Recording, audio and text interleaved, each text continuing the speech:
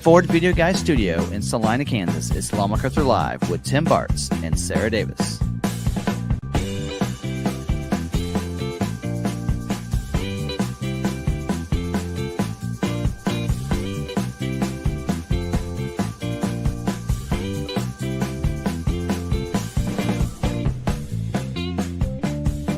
For all the information on ordering and production, Ford news, recalls, debunking all the fake news on social media, and whatever's on their mind, here's your hosts, Tim and Sarah.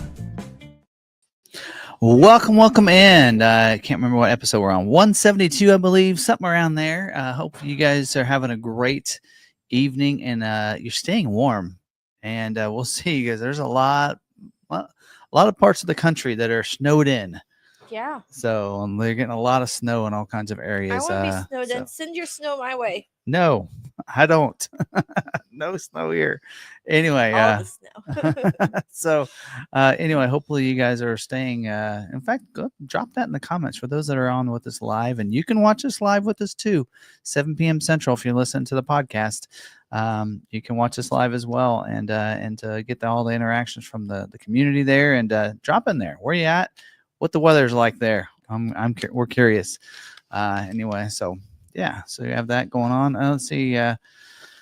And we are going to talk about the tariffs. I've kind of avoided this because some people have asked, hey, what's going on with that? And I'm like, to be honest, I'm not really that educated on what the tariffs are and how they impacted our goods and everything. And your expertise lies in the trim levels and how you can build out your vehicles for what you need. But we'll talk a little bit about it. But if you're looking for a definitive, hey, the prices are going to go up or they're not, Ford's not saying anything. Ford hasn't given me any information. So you might be a little disappointed when we get to that part of the live stream if you're waiting for that. Maybe if you want to watch it later, we'll timestamp this if you want to watch it later. But I'm probably not going to give you a lot of insights tonight, but I'm going to give you my take on it and what I think and maybe how we can go forward and whether or not, because there are people out there that are trying to decide, well, do I even want to order a Maverick or not? We'll talk about how that can impact your decision, yes or no, and by ordering and then it comes in later and it's more expensive, how that affects different things. But we'll go more into that and what kind of commitment that you've made by ordering a vehicle. Yeah. No. I mean, it's kind of like when we did the strike episode, the UAW strike. We don't really know what's going on. We weren't as educated in that as we are in what we usually talk about. Yeah. So we kind of talked about it, and then we heard from some of our viewers. Yep. And took their opinion into consideration and got to hear their side of things. So, and there might be a couple different takes on this as well when we talk about tariffs. Of some people might be in favor of them, whereas some people may not. So we're gonna sit on the fence here on this, but keep it positive. Yeah, we're gonna try to keep it positive. And so we won't get a lot of political stuff. I actually have some stuff in here about some different administrations and what they've done, but it'll be facts, not opinions of that. So anyway, all right, we'll get into that later for the On My Mind section. And I don't think I have an Is It True? We might have an Is It True? All right, well, maybe. I don't know what we did last week. I don't know. Anyway. But we'll get into all that a little bit later. So hopefully you guys are having a good day and we'll have a little fun tonight. Get into some stuff. Because one of the big things is last week was Thanksgiving. So the factories did not schedule for production dates last week, but they will be this week. They are back to scheduling your orders. If you have an unscheduled order, we'll talk about what's scheduling, what's not. Most of the factories will be scheduling this week, and a lot of people waiting for those job 2 scheduling for some of those vehicles, and that is going to be happening too. So exciting for some people that are waiting to get those orders scheduled for production dates. We'll talk about that too. So this week, get back into that. All right. What's in Tim's cup? Yeah, let's just dive into that. What's in Tim's cup? Let's throw that slide up there. You guys want to guess what's in Tim's cup other than the nice stickers that I have on my cup, right? So anyway. Where is Tim's cup? Where's Tim's cup? It's somewhere. There it is. Anyway, and I went with A&W cream soda. we know it's in Sarah's. Yeah. Anyway, all right, let's get into this. Don't forget, we are recording this as a podcast. So if you want to listen to it later, you can. All your favorite podcasting streaming platforms, Spotify, whatever you want, except for probably won't be able to find out on Apple. We were on there one time, and I don't know what's happened, but whatever. It's not there, but you can also stream it right off of my the website here on McArthur.com if you want, but also my website for forwardvideoguidemedia.com. So you can go there, not only get the podcast is streaming there, but you can also see our blog there as well. Been starting to get into writing a little bit, so I got a couple articles in there as well, and then so you can check those out, as well as the builds I've done on my Bronco are listed there as well. So if you want to check that out, and a link to our merch site, as well as a link to all the different ways you can sponsor us. There's a buy me a coffee link there as well if you want. But that's pretty cool there too as well. So, all right. And other ways is if you want to become a member. You want to tell people how to become a member, Sarah? Yeah, if you'd like to become a member, it's right there beside the subscribe button. You just click join. A screen will pop up with all the benefits of being a member. And then once you subscribe, you'll be in. Yep. If you're an iPhone user, you have to do things differently. You have to go to your web browser, go up to little A, big A, request desktop browser. At that point, you should be able to see it. Yep, and I think pride ourselves in delivering a lot of membership content for that $5 a month, and it's really more of a community than anything. So, we want to. It's not really for you guys to support us because we don't get a lot from that, but it's more of it's a community. When I created a membership, it was all about, hey, I want people that want to know more about Sarah and I, more about what we do, and my thoughts and opinions and such like that. That's what the membership's about, because there are going to be things that I talk about for members in those member videos that I won't necessarily come out and talk about on the live stream or in other videos. So if you want to learn just more about us and more about the dealership too, you get to hear Tim not talk to himself. Rant. Yeah. I always say, one of the things that we do is a member lot walk. And I do like walking the lot because I sometimes get tied here, and I'm not able to go and check out what's on the lot and where things are at. And it's my opportunity to be able to walk the lot. Sales guys should do on a daily basis, by the way, if you're in sales out there at a dealership. But I like to walk it, and then instead of talking to myself, I talk to a microphone, and then I'm not talking to myself, right? talking to you guys. And there's a couple times I'll rant about a couple topics. Usually I call them Tim Talks or Walk and Talk, and a couple times on the lot. So you get hear my opinion on a couple things and some things that we do here at McArthur that other dealerships don't do. And we talk about it in there. I don't talk a lot about some of that stuff publicly because those are ways that's how we're able to, I feel like we're successful in that. But anyway, so you can check that out. Also, we do a member live as well, where we just kind of talk. We talk, you guys type. Yes. But we are able to get some things and some topics that come up based on those live streams and just talking about what's going on. And it's kind of a midweek, like every Tuesday we go live, but then halfway through the week, you guys get to chat with us on a live stream as well. So it's fun. Anyway, so but that's what that's about. So I feel like I'm selling it, but yet it's more of a community, and that's what we like it. So if you want to be part of the community, come on over. Yeah, our members get their names emboldened in green. Member shout outs, badges, yep, special emojis, and introductions on our live stream. So which brings us to that. I have 44 comments started. All right, let's do it. All right. Who else here? We're going to start with Ridgeview, our moderator and member. Hey, folks, see you all soon. Ridgeview helps us keep this chat positive. He'll greet everyone that's coming in and help us moderate while I'm talking. He is invaluable to us. He's amazing. We love Ridgeview. So he's part of the family. We have Ragnarcon. I wonder if he hopped out and he's coming back in, but he says, ruining my street cred by being on time today. Better go do something else. He's probably going to make some tortillas or what's he make? Burritos? Quesadillas. He's going to go make some quesadillas.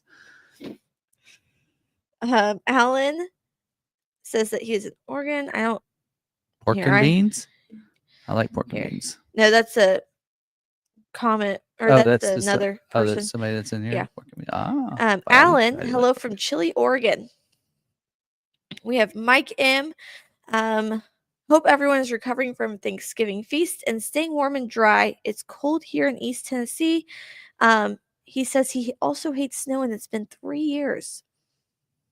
3 years he's been a member. I guess I found that on All Train Nation last night. They got snow down there. Ooh. Tennessee. We don't have snow yet. Send me the snow. No. I don't want to shovel. I got a long drive. 52G is here, so as I have time to make some supper before the big show. Patricia is here tonight, along with Ronald. Good evening to everyone. We have Mabsim. Hello to all. Hope everyone has awakened from their turkey slumber. And he's at 19 months. We have Bucko and Steve Young. Vols44 says the automobile dealership lobby has deep pockets. I don't see the full 25% projection applying to the Maverick or Bronco Sport. We'll talk about, We'll get into that. Rob Hallmark, Chris Byrne, dry but chilly here in Seattle, 43 degrees. We have Douglas. Rant Tim is ready for us all. We have our Quib here. And Rob Hallmark, little chilly in Little Rock, but staying dry. Donald Rash has joined us. Mabsim is in Rochester with 26 degrees, Rochester, New York. Pork and Beans is joining us from Montreal. No snow. So there was your Pork and Beans person. Yes. 47 degrees in Brooksville, Florida. Should go down to 34 tonight from Gino. We were in the negatives overnight. Did you know that? Us? Yeah. Nah, really? Maybe not negatives. I think people are exaggerating. I think we're down in single digits, though.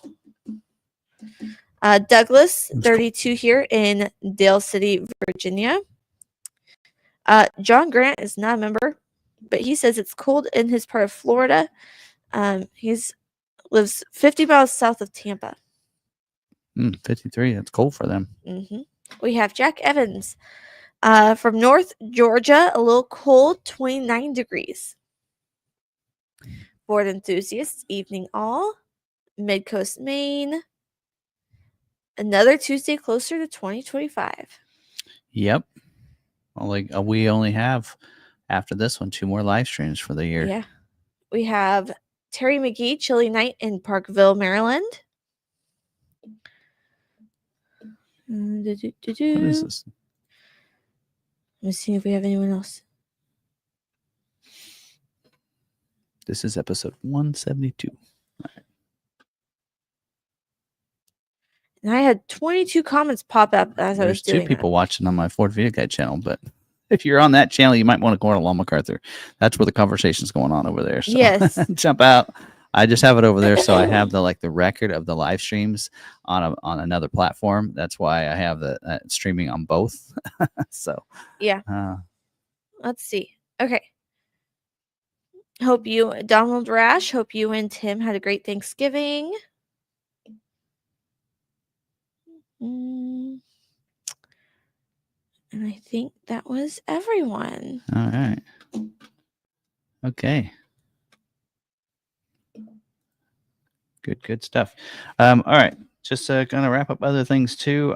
We do have a merch site if you're wanting any of our merch. It's just there. It's more for me to be able to purchase my own merch at a site. But if you do want to check it out, McArthur. There you go. McArthur.myspreadshop.com. The link should be in the description of the show notes here. Both, whether it be the podcast or the live stream. And coming up, actually it's going on right now. December 2nd through December 8th is 25% off of everything and free standard shipping. So if you're wanting a good deal on some of our merch, go check it out. And it's going for the whole week till December 8th. So I'll have to look and see what's going on future weeks, but that's what's going on right now. There you go. Videos. We did a Maverick Monday video yesterday that I was really proud of. I kind of had fun with it. I thought it was very informative video. So hopefully, if you're looking at Maverick stuff, you're looking at what's going on with 24 sales available Mavericks. You want to know what's going on for 25 and the holdovers and why are they built and not being shipped. I explained all that in yesterday's video. Yeah, so. Which I might actually use that topic as part of the Is It True later, because I don't remember if I talked about it last week or not. But anyway, so check that video out. I won't have a lot of videos this week. Might do a video on one of our aftermarket builds that we have that I haven't done a video on. We have some pretty cool builds going on right now. We're one of the few dealerships that does some good builds, and we have some really cool ones that just launched. We got our first 60th anniversary edition. Actually, we got 2 that came in. One person bought it already and took delivery of it.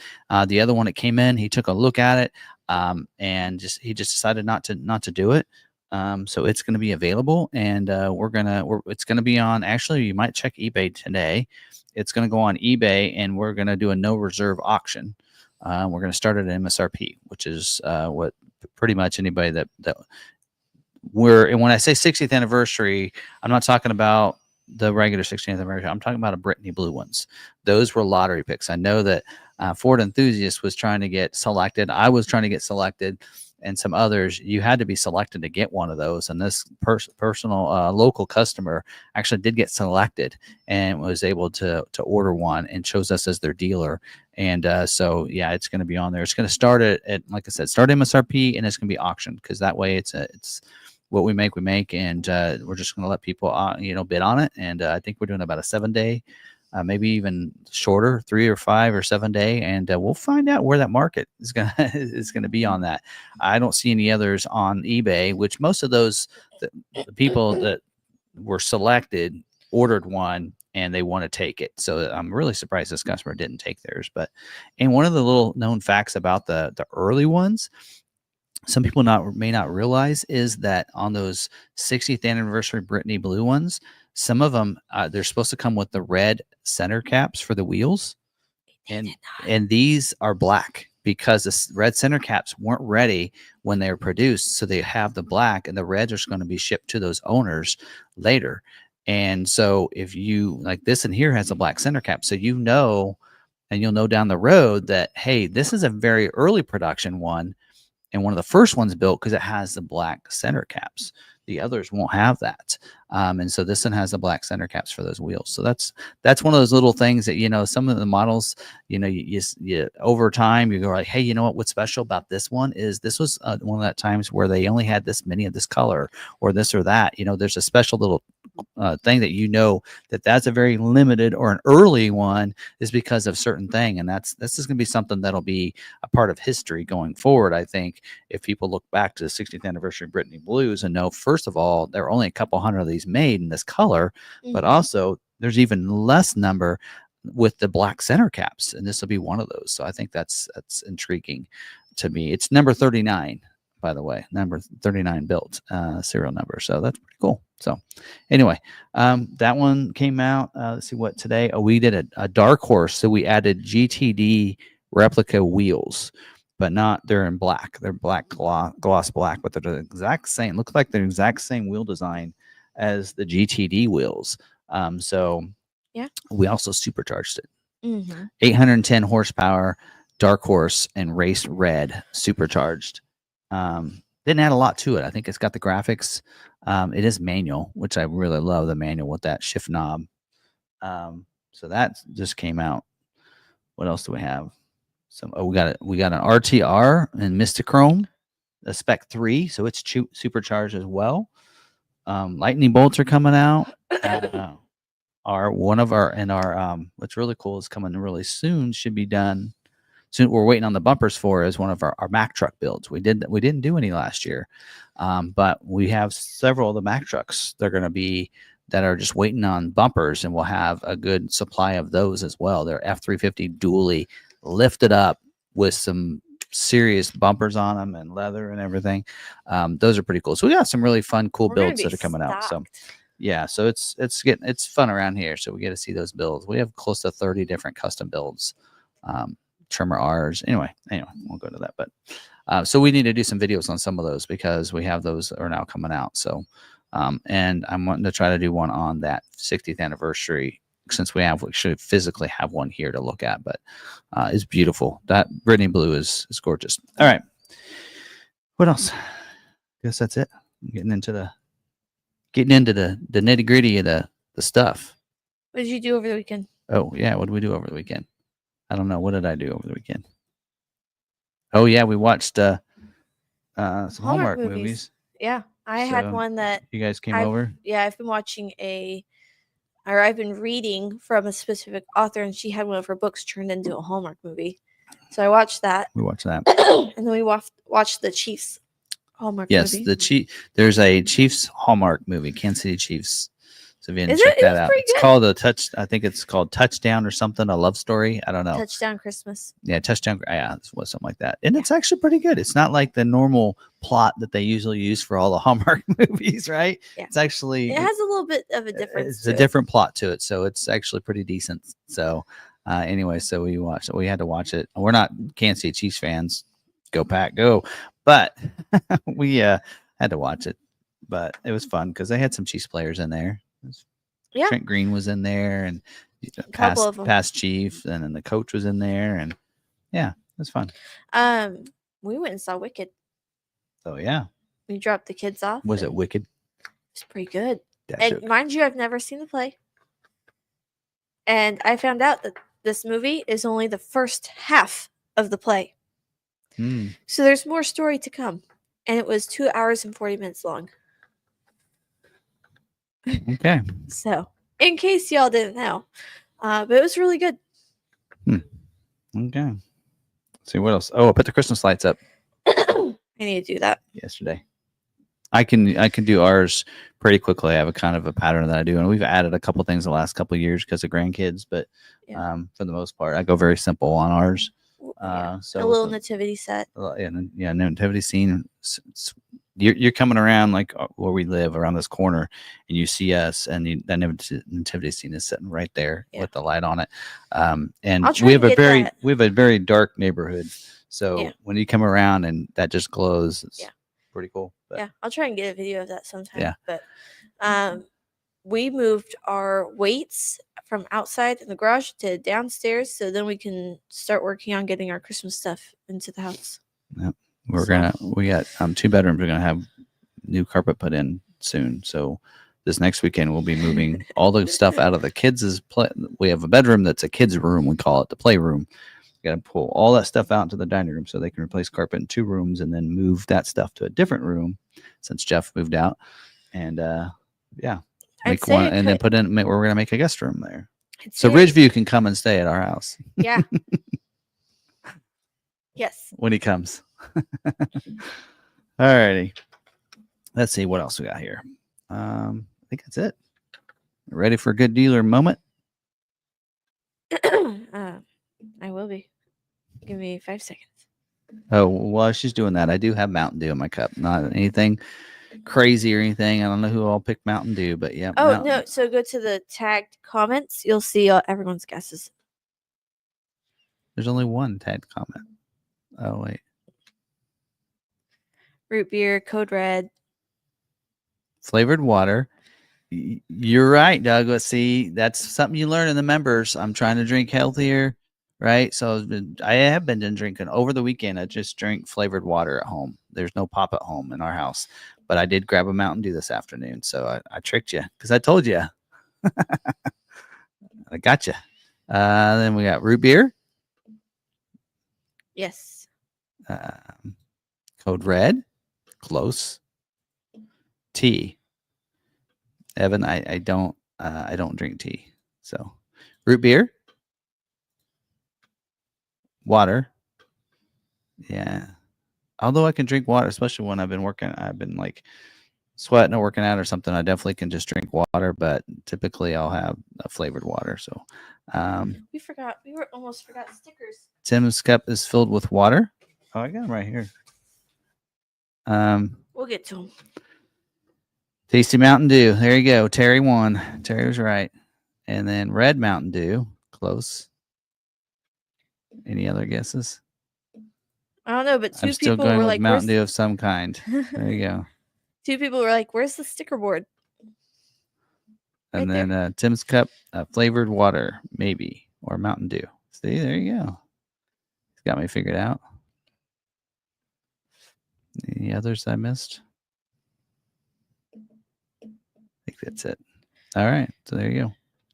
They give you enough time to get a good dealer highlight there. Uh-huh.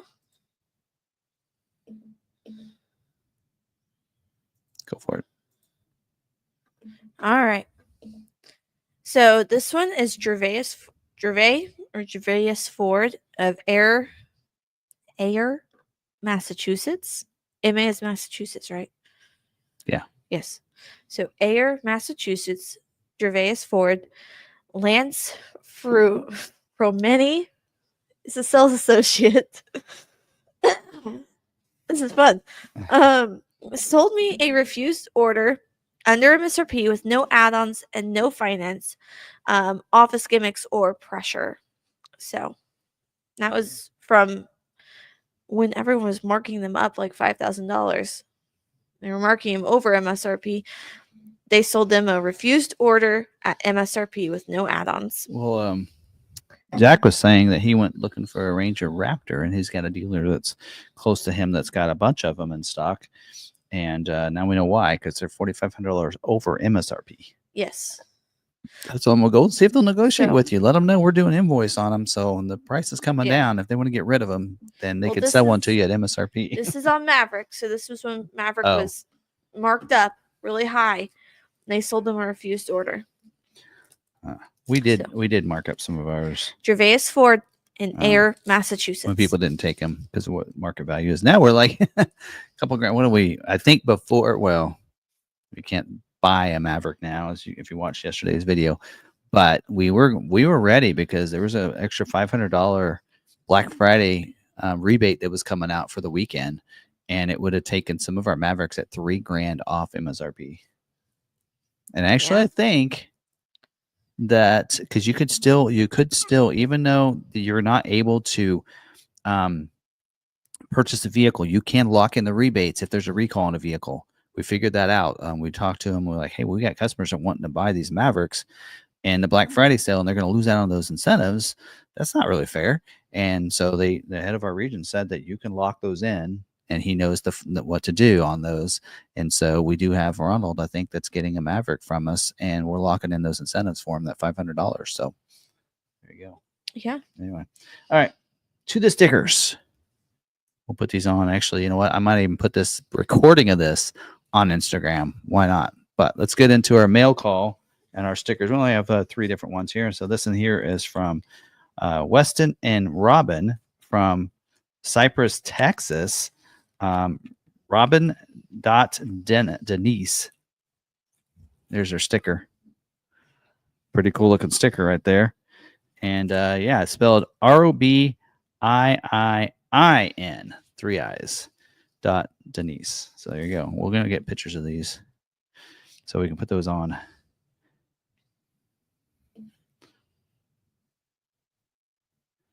So we can put those on Instagram. Oh, we don't have, we got to remember to order one of those. We got to order, we'll put patches up later because we got to order them.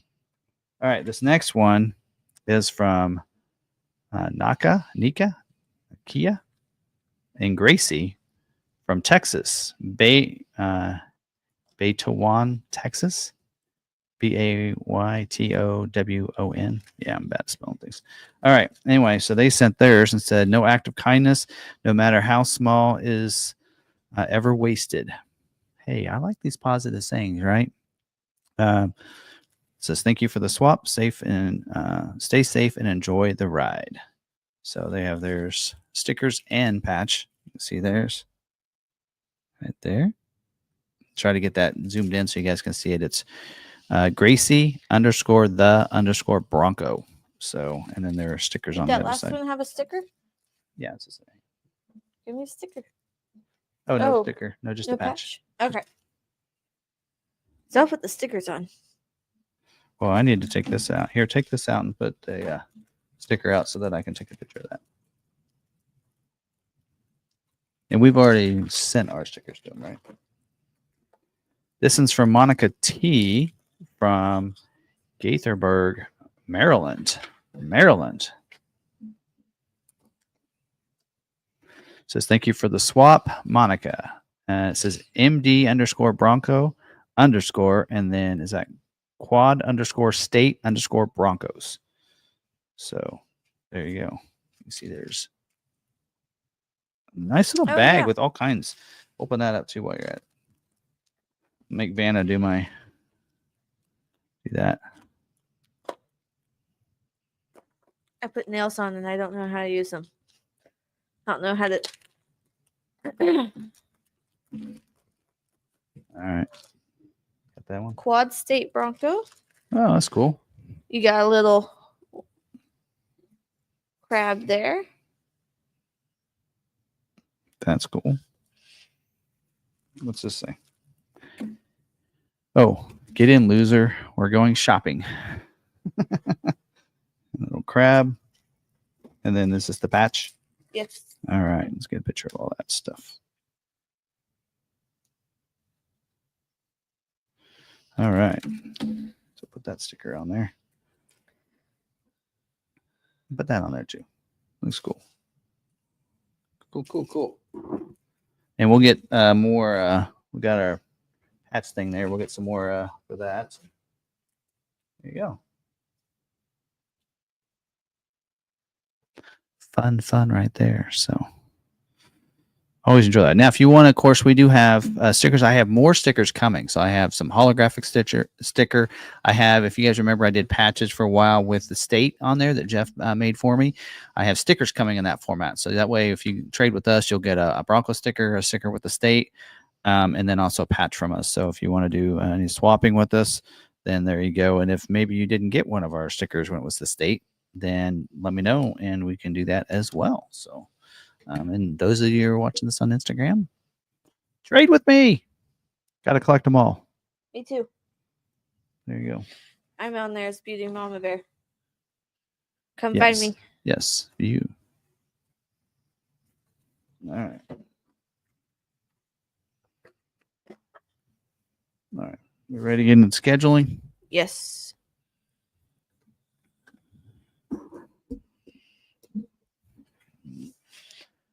I have some actually. I'm really excited about scheduling for this week because we have some stuff finally on information on 25 Bronco. I guess I can't show that. And what their capacity is for the base trim. A lot of people thought it'd be very limited, and it's not. It's actually Heritage is more limited. Well, Strop's the most limited, but even has the capacities for each of them. And so yeah, actually, we'll talk about that. We'll get to that part too. Anyway, so all right. All right, ready? Any questions before we get into that? Before we start doing this? Nope, we're good. Go on.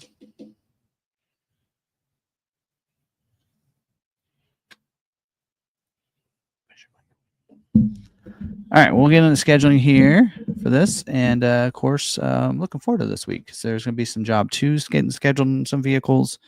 And we know some information on Bronco in a way of capacities for different trim levels now this week and some other stuff. So, yeah, so here we go. We're going to get into scheduling. Let's talk about the different terminologies, though, of everything first. There you go. All right.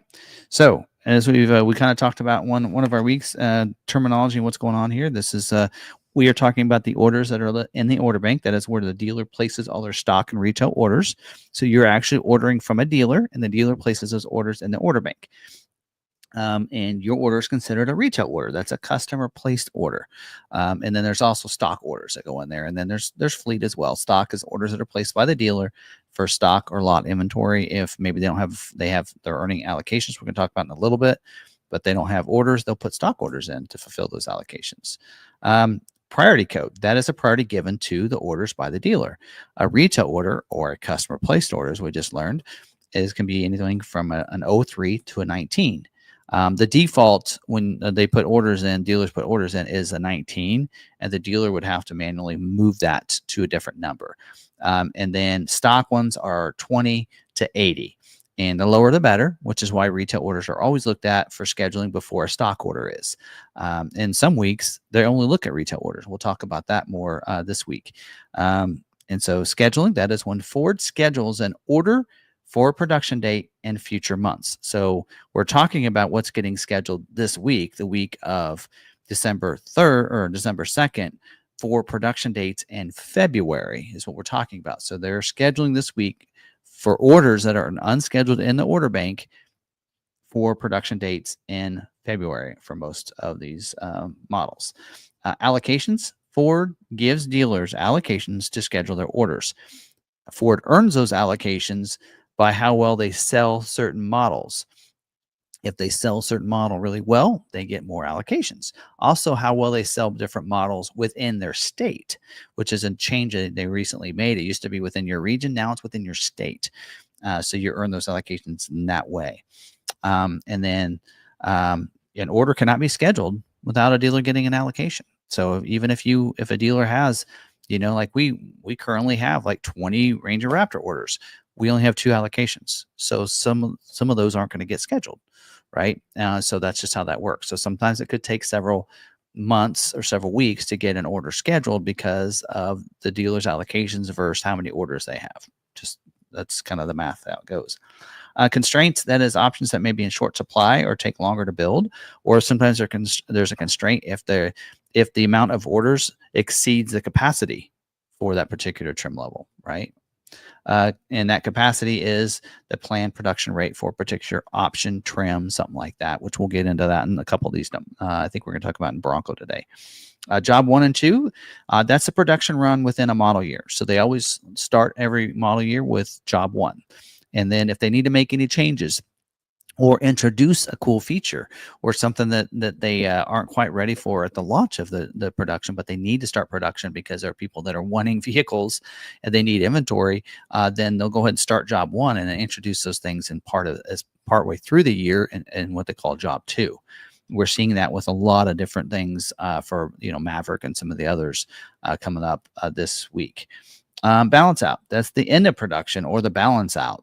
Sometimes that's the balance out of job 1. Like job 1 is balancing out and they're going to start up job 2. So startup is also a phrase that we like to use in this as well. All right. So there's that. So let's get into this, starting with the 25 model year Mustang. There's currently 689 unscheduled retail orders in the order bank for the Mustang, and you can order the 25 Mustang. So you can are able to put those orders in.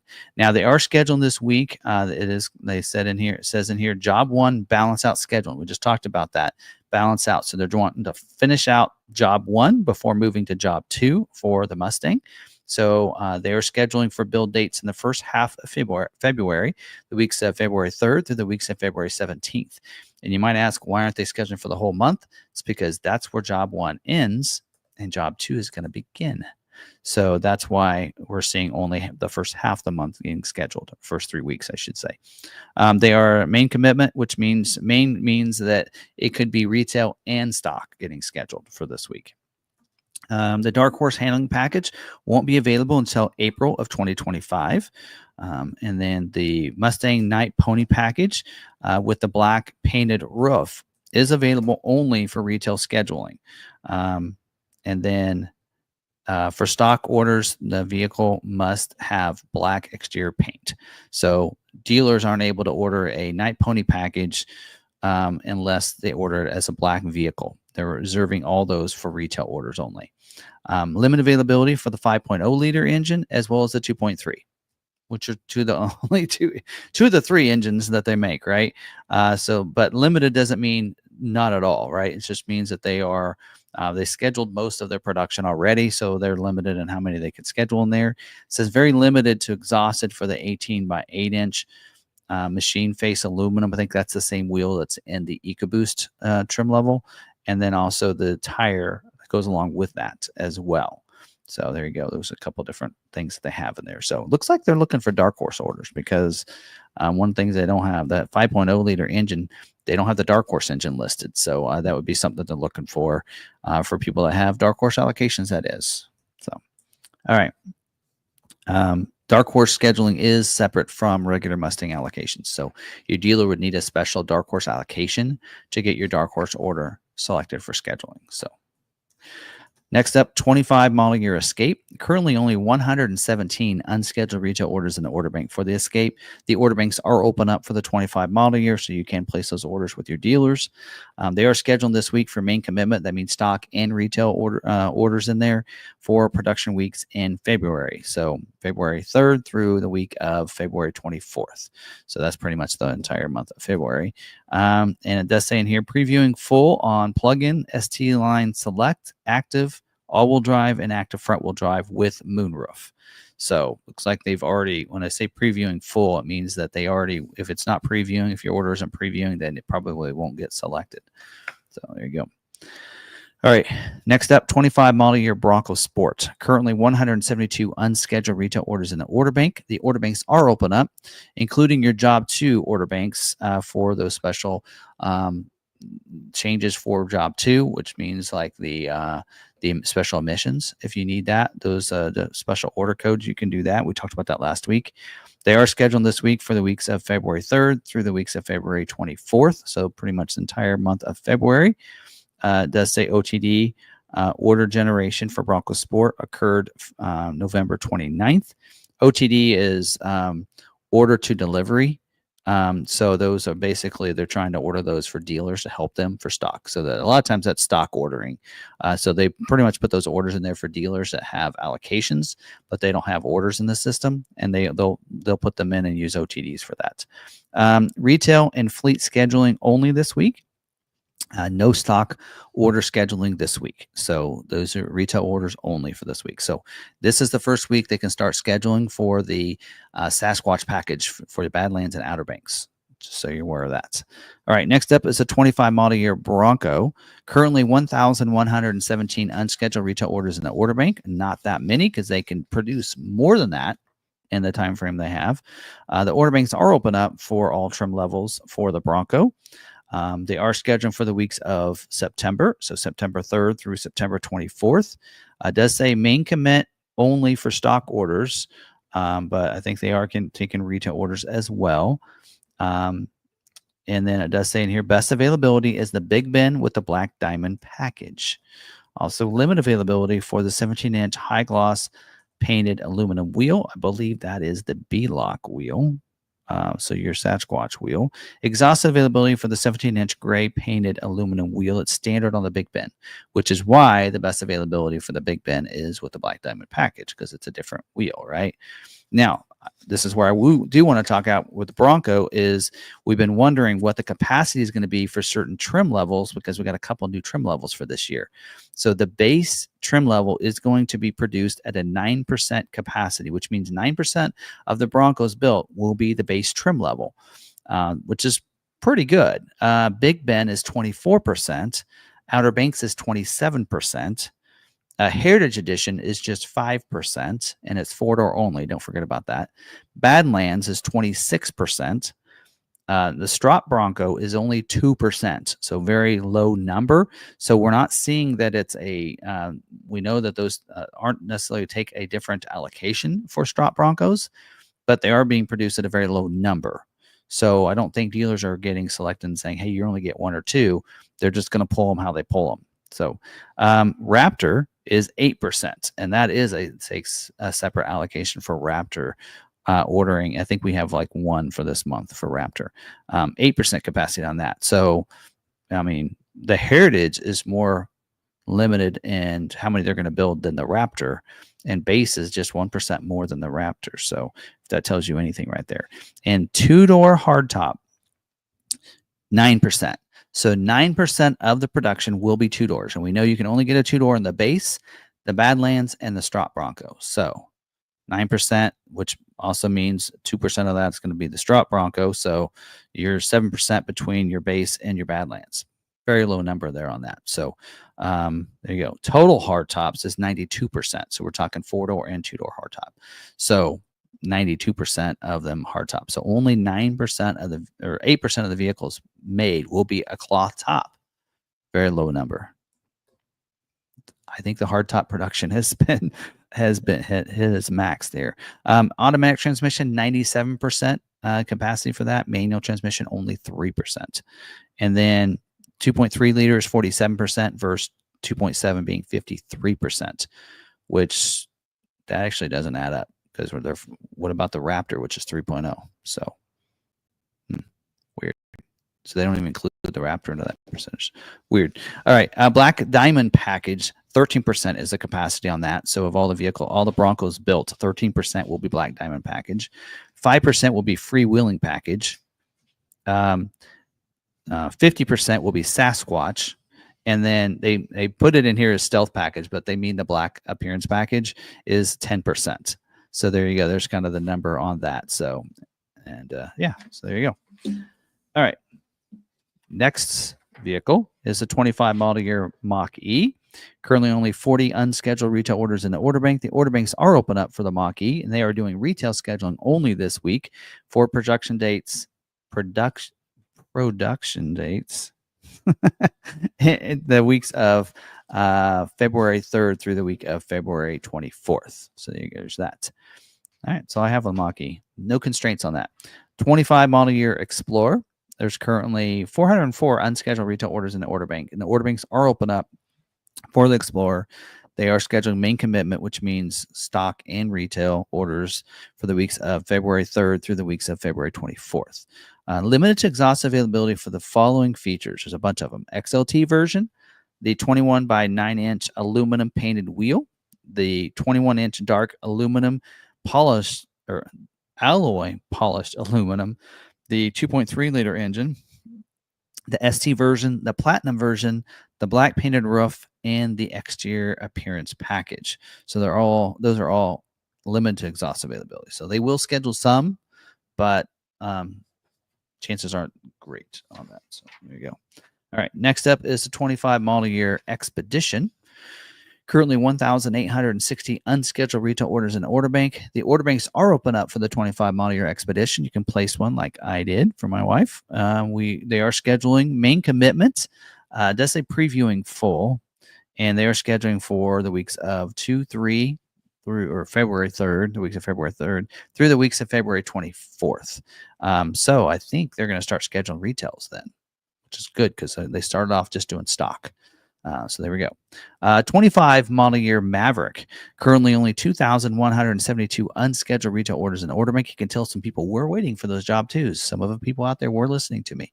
The order banks are open up right now. Job 2 order banks are open up. So if you're wanting those trailer tow features or the new Lobo with the 402A, those are now available to order. And they are scheduled this week, production weeks of February 3rd through February 24th. So these are job 2 order dates. So you can get your job 2 order selected for scheduling. It says retail and fleet scheduling only this week.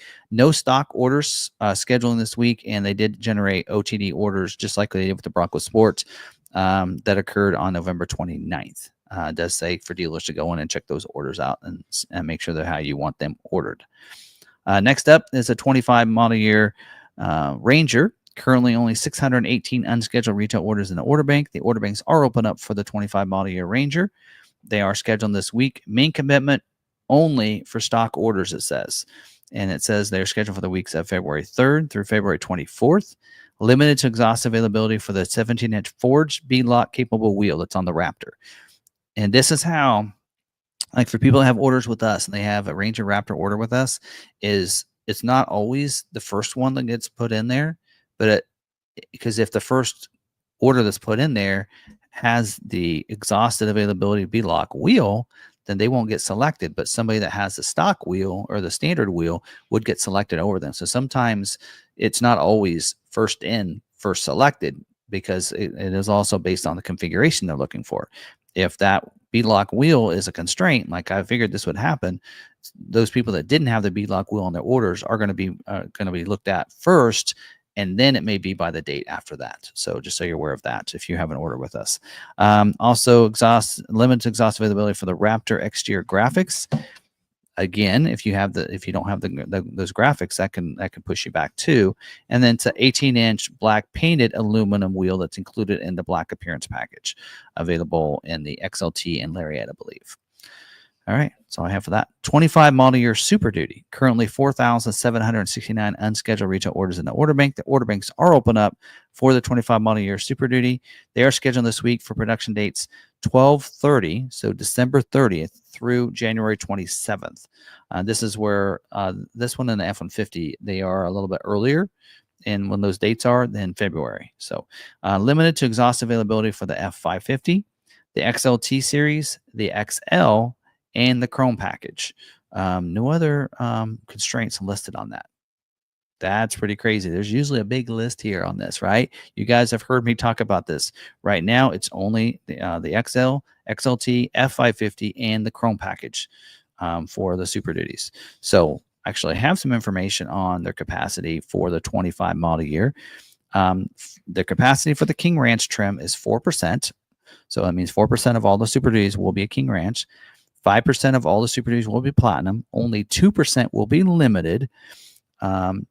21% will be Lariat trim, and then 8% will be trimmer package, which is available on several different trim levels. 38% will be the 6.7 liter diesel engine, where 20% will be the high output diesel engine. So there's two different diesel engines for you out there. So the one that's almost double production of the other one is your standard diesel engine. 6.8 liter gas engine, 20% capacity, which is why they want dealers to take those orders, because they can make more of those engines at their engine plants. The 7.3 liter gas engine is 22%. And then the 7.3 liter with the chassis is only 3%. So keep that in mind. And then on the F450 series, it's 6%. And the F450 pickup, it says, is 2%. I'm not sure what the difference is on that. And then F550 series, it's 7%. So you can see a very low number on all those. So there you go. And then just so you know, tonneau covers for the Super Duty is 1%. So again, there's a lot of things I'll tell you to do. And one of the things I say is leave those accessories off your orders, especially when there's, almost 5,000 orders in the order bank and you're wanting selected. And let's say you want to, especially if you want a limited and you put a tonneau cover and you want a 6.7 high output, those are all the low numbers. Only 2% capacity on limited, only 20% on the high output, and only 1% on tonneau cover. You're just adding more things on there to hurt your order getting selected. So take off your tonneau covers. Moonroof is 20% capacity. Spray and bed liner is 36%, which is a pretty good number. Running boards is 11%. The fifth wheel prep package is 23%. Cab and chassis is only 15%. So there's some numbers for you to mull over there. All right. Next up is a 25 model year F-150. There's currently 1,993 unscheduled orders in the order bank for the F-150. The order banks are open up for the F-150. They are scheduling this week for production weeks January 27th, for the week of January 27th through the week of February 10th. They are needing some Raptor orders without the tonneau cover. As I mentioned on the Super Duty, tonneau covers are killer. Take them off your orders, including your Raptors. So evidently there's a bunch of Raptor orders in the system with tonneau covers on them for some reason. Just take those off. Let your dealers do them for you, or put them on yourself. We'll show you how. We've done a video on that with them on a Maverick. So, and also limited availability for the 5.0 liter engine.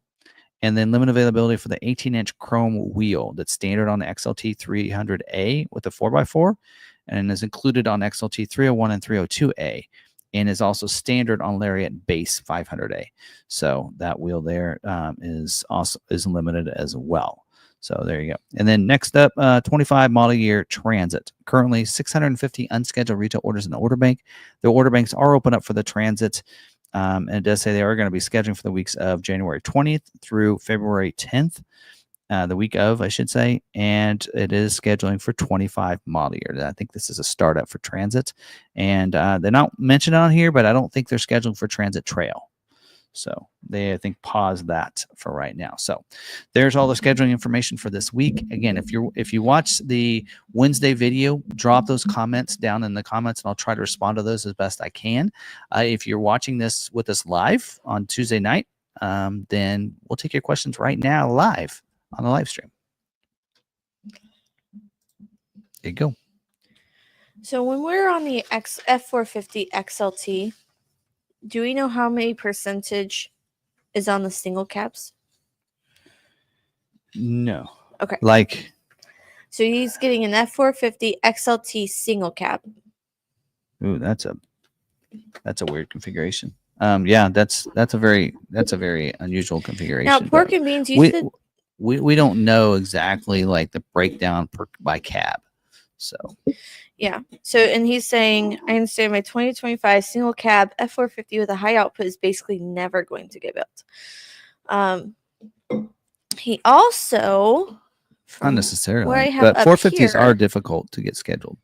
Where I have up here, are you in Canada? Canada is different than U.S. We're in the U.S., so we're talking U.S. Yes. I mean, because all the numbers that we're using for this is based on the U.S.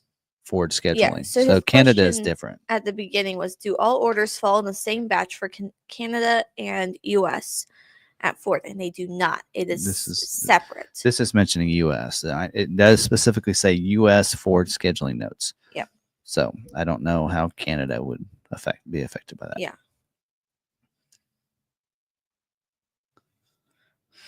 Yeah. No, so they don't. You might talk to your dealer, but they don't usually know much when it comes to this type of information. Yeah, and I don't know. I'm sure dealers in Canada get these scheduling notes as well. Your dealer should be able to tell you that kind of stuff, but I like Peugeot's answer. Ford has made pigs fly before, so unicorns do get built. I mean, we put splash guards on the vehicle to try and keep it from getting scheduled, and it got scheduled. Yeah, we had Ford put they put some Maverick orders in for us, some stock orders, and we're like, oh, wait a minute. And then you can't, once they place that order in there, you can't change the body code at all. And so it was ordered as an all-wheel drive. I think it was an XLT all-wheel drive EcoBoost. So you can't change any of that because that's based on the code, the body code. And so we couldn't change that. We're like, we don't want any more EcoBoost all-wheel drive. So what we tried to do was we wanted our order selected instead of their order. So we threw a tonneau cover on one, thinking that would help. The problem is they put tonneau cover and splash guards and every possible. There was one order they added splash guards and it still got scheduled. One they added tonneau. Now here's the thing though, I wish they had watched my videos because they added the wrong tonneau cover because they added the soft tonneau, which is actually the highest production of all of them, instead of the hard trifold, which is what they should have put on it. So Peugeot said, Johnny's Car Care and Reviews, he is our friend in Canada, and he is a dealer, so he is wonderful. And Pork and Beans said he actually spoke to him on the phone yesterday. There you go. Yeah, he should be able to help you. I'd assume he probably has access to these notes too, because I think he's been a couple times. He's covered some of those. But yeah. One thing to note: if you are in Canada, unless you have a residence to title your vehicle to in the U.S., we cannot sell to you. Correct. I've had that question a few times. Yeah, we can't. Nope. There is Ford of Canada for a reason. Yep. So we cannot sell to people. Just like we Canada. Can't buy the European vehicles. That would be part of this. No, we're talking about tariffs later. I mean, because we do have a friend that wants a long bed Ranger. Well, those are made for Europe. Yes, those are made we can't get those. Yeah. Unfortunately. And Johnny's Car Care Reviews allegedly knows how to read.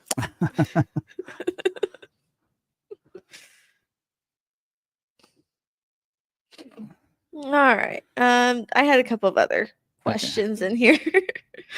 Ordered a Mach-E 20 days ago with exact price. So that price isn't firm now. So once you place an order, your order is locked into that price. And you can choose between that. I think they're talking about because of the topic we're going to talk about tariffs. Ooh. Maybe. Yeah, because you should be locked in. I mean, I've had that question. If tariffs brought the price of a vehicle up, would they still be locked into their original order? I think so. I mean, you would hope so, but at the same time, I understand why maybe not. So we can get into that later.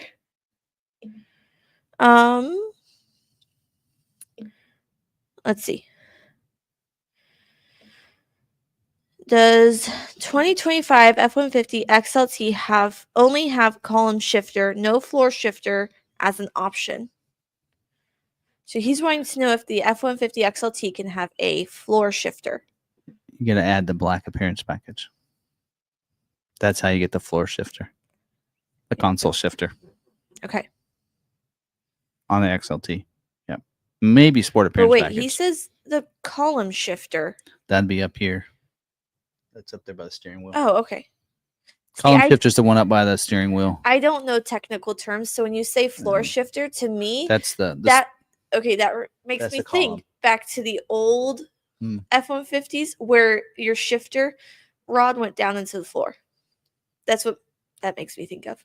Yeah, the steering column. Right. When they say column shifter, they're talking about the steering column. That's what the steering wheel. And I'm thinking really, really old F-150s, work trucks. But that steering wheel still wasn't a steering column. It's just a shifter. Okay. But floor shifter, yes. When he's talking about floor shifter, though, he's talking about the console shifter, not necessarily a floor shifter. So black appearance package. Yeah, I think if I remember right, the only way you can get that on the XLT is the black appearance package. But I'm not. It's been a while since I did the videos, but you can check them out. Either the sport appearance package, maybe the sport appearance package, but definitely black appearance package gets it for you. Right. So my local dealer said my 25 single cab F450 order almost passed at Ford.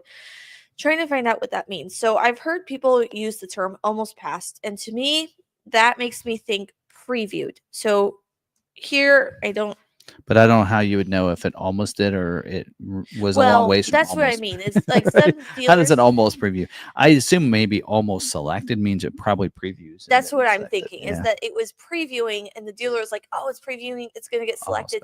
And then it didn't get selected. And we've seen that before where not everything previewing gets selected. Yeah, an order can preview and not get selected. So that your dealer might be using that terminology instead of preview didn't get selected.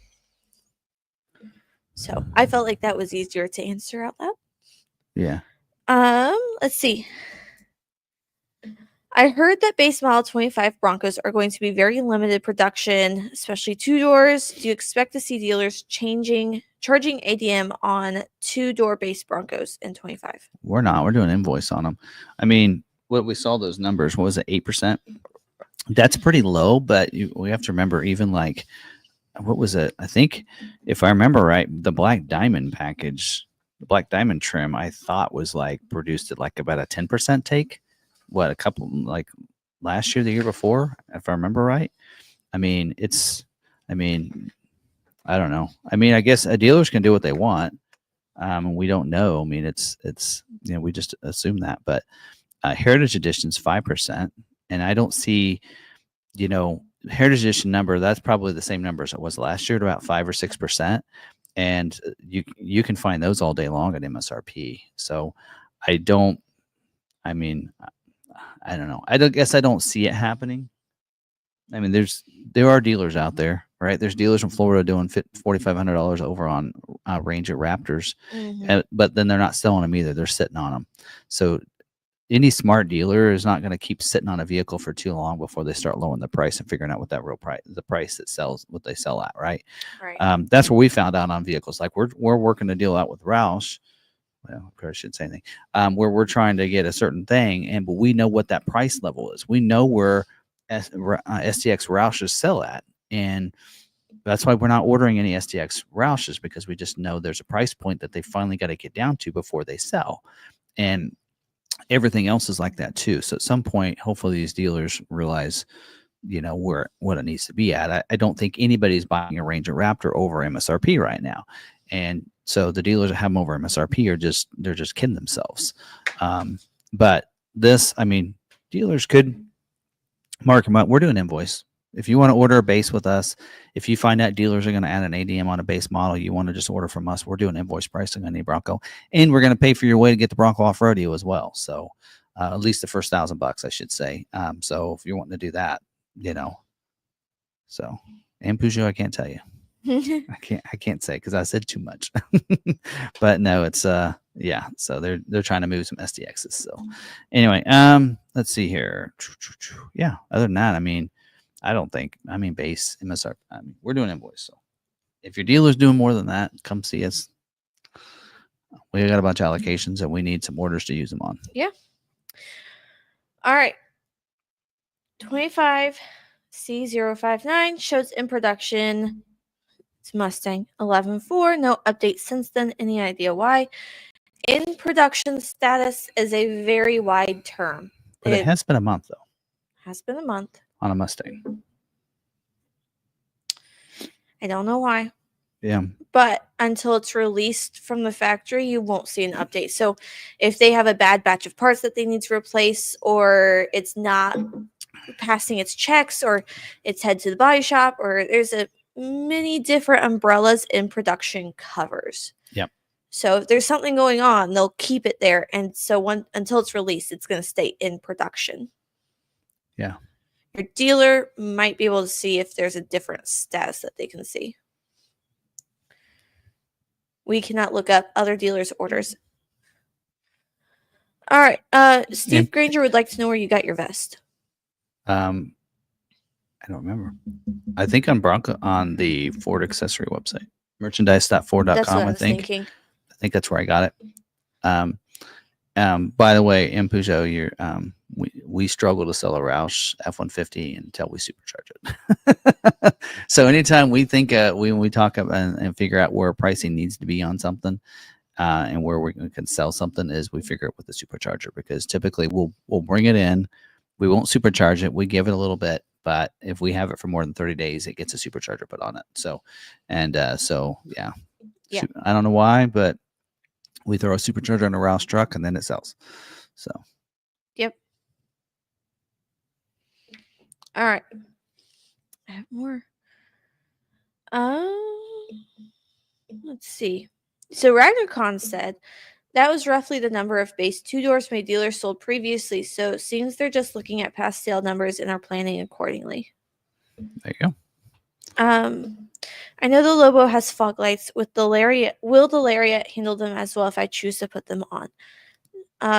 If you have a 25 Lariat, they might be compatible, but you would need to do some looking at a Lobo next to the Lariat. Now, keep in mind, the Lobo front fascia is different than the Lariat front fascia. It's a different fascia. And more than likely, the wiring isn't there pre-wired. Yeah. And there are people that are putting fog lights on some of the Mavericks now. Mm-hmm. You'd have to check that out. I just don't know if you're going to... Yeah, Maverick Truck Club, there are people that are putting fog lights already in to their vehicles. VTEC would be someone to check with.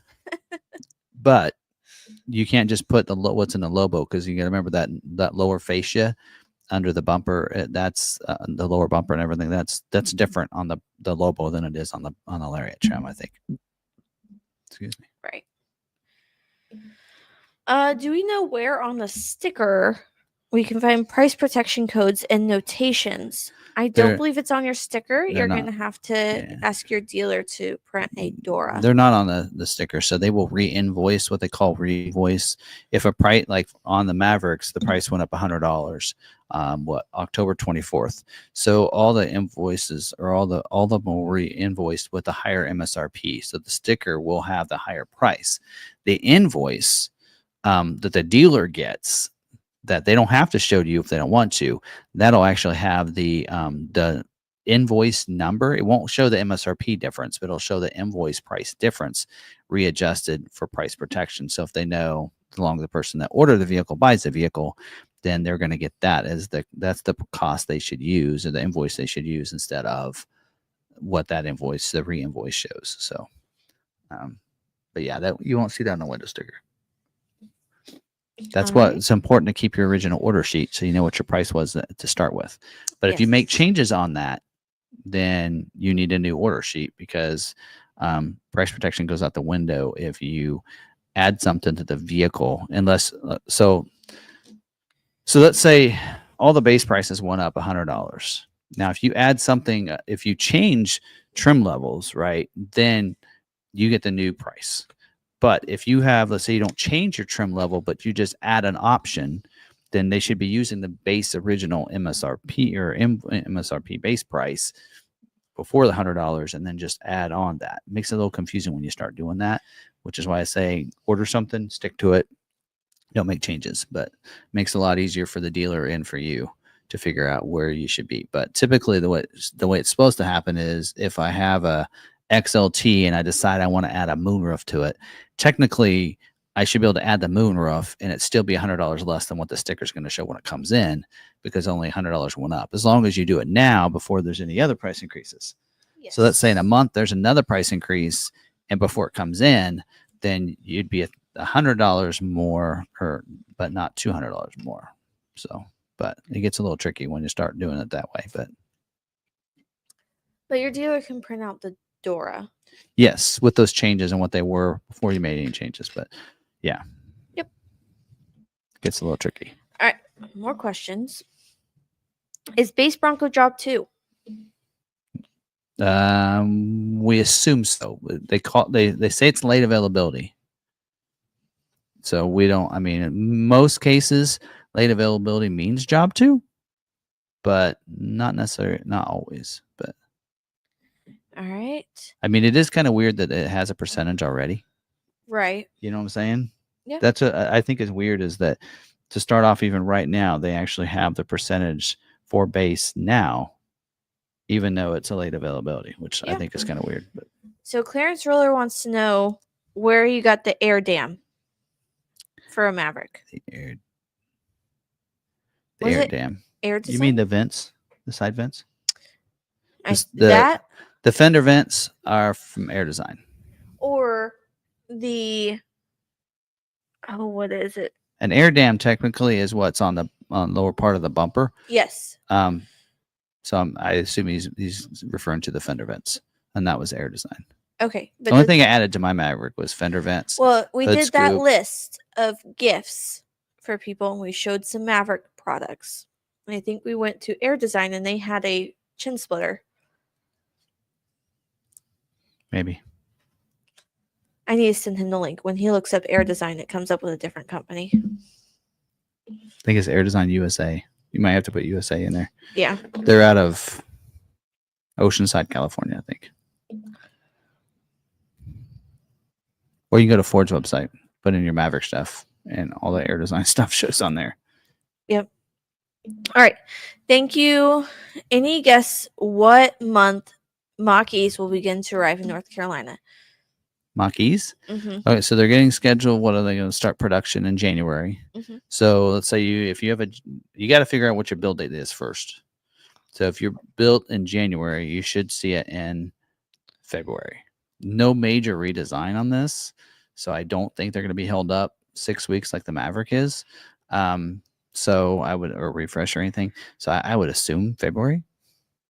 Usually about 4 weeks after it's been shipped out. So I said,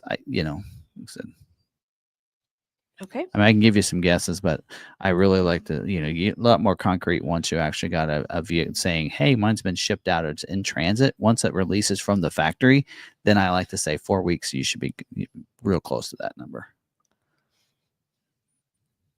Okay. Maverick Truck Club has posters removing the air dam off on the front fascia. So maybe Maverick Truck or go check out Maverick Truck Club. You might find one for sale. I don't know. All right. So Steve Granger says, I late ordered a 2024 F-350. Thanks to your information here, 9 weeks from order to delivery. He also said that he's the one that sent the F-Series playing card set from Southwest Ohio. Thank you. Yes. I told him they're right there. Yep. Right back behind me. Little known fact is our family likes to play card games. Yes. All right. All right. Those are the questions that pertain to that. So let's move on. Good questions, though. Yes. All right.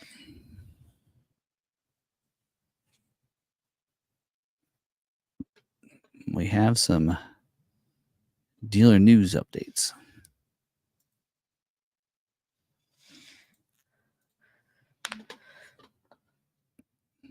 All right. I don't have a lot here. But on Friday, Ford did come out. I mentioned this in the past. We were at SEMA. They Ford highlighted some of the Ford custom garage vehicles where you can basically have a body, a package that you can get post sale, and you can order it as one order number, and they all come together, and the dealer can put it on for you onto your vehicle, make something unique and different. And so there are a couple of them that were introduced. We've done videos on them. We talked about them. We did a video at SEMA on them. They said a couple others are going to be coming soon. Well, this is pretty soon. I thought they did a pretty good job. It is pretty soon. So they have 2 packages that are now available. The Dark Trail Series packages are available. There is a matte black and a matte titanium is what they're calling it.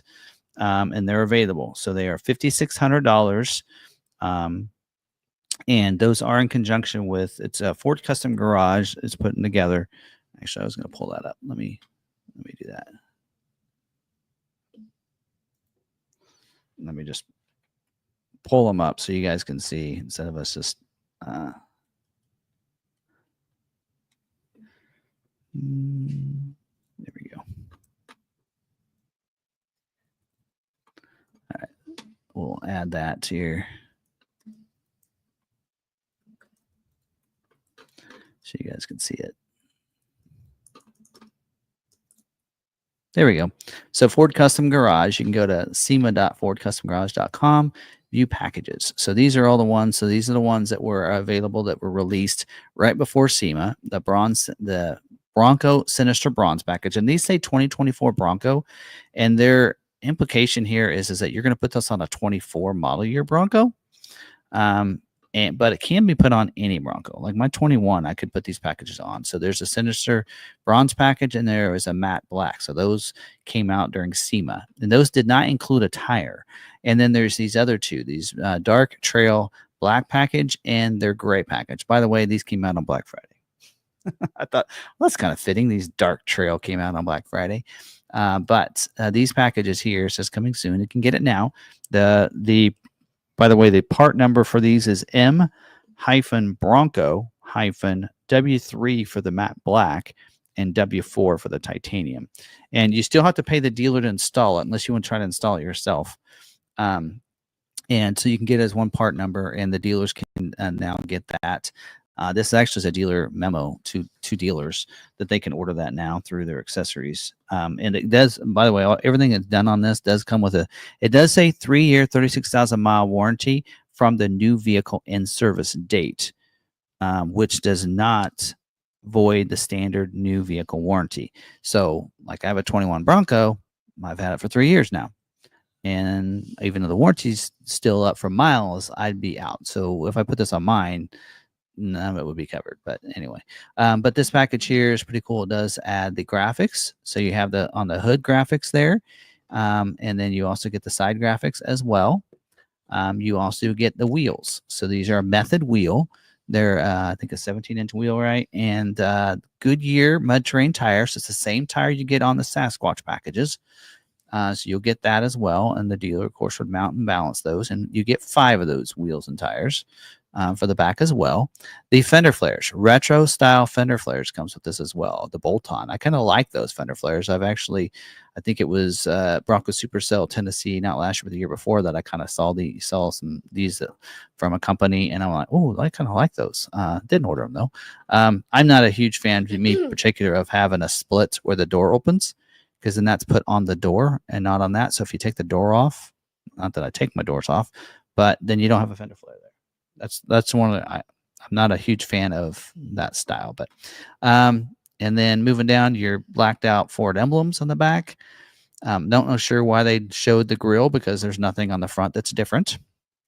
You do get the higher third brake light that extends up for the bigger wheel, or bigger tire, I should say. You do get the Ford Performance Bilstein shocks. That's basically gives you the Haas 2.0 suspension here, but doesn't necessarily Sasquatch it, because you don't necessarily change your front or rear locker. it adds the struts for you. It doesn't change that. Now you do have a ProCal here, and it says for calibration for the speedometer, but I wouldn't see why that wouldn't work. Why you couldn't use that to help the performance of your engine as well, and possibly if you add a front locker to be able to change the gear ratio as well. Yeah. That's all done the ProCal, I think.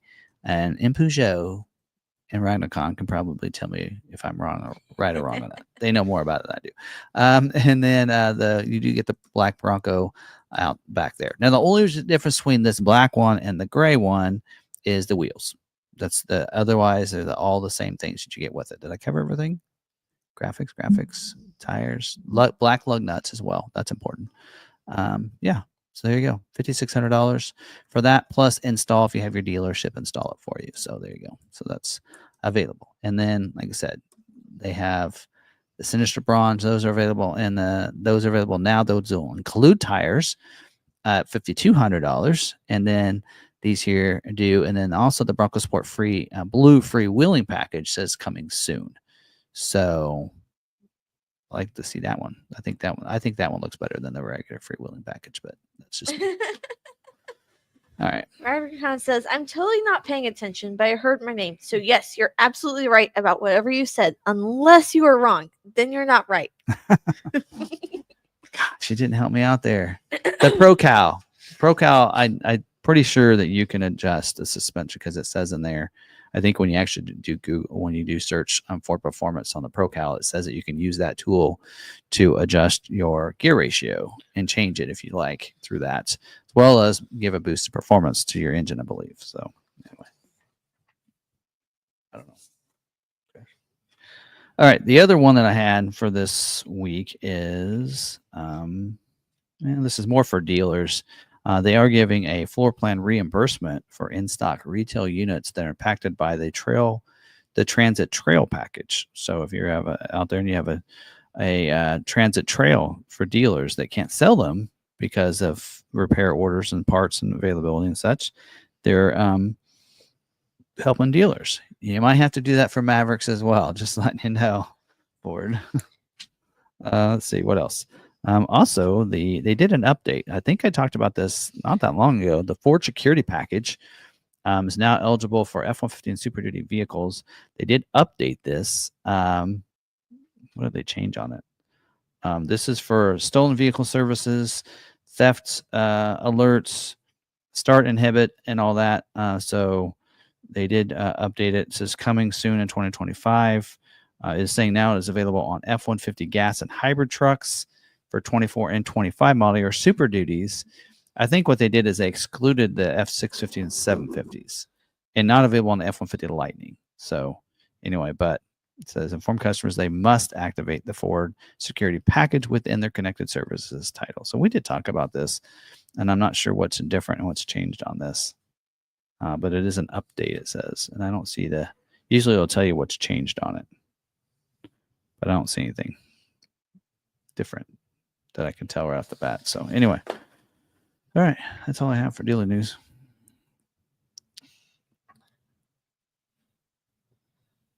Okay.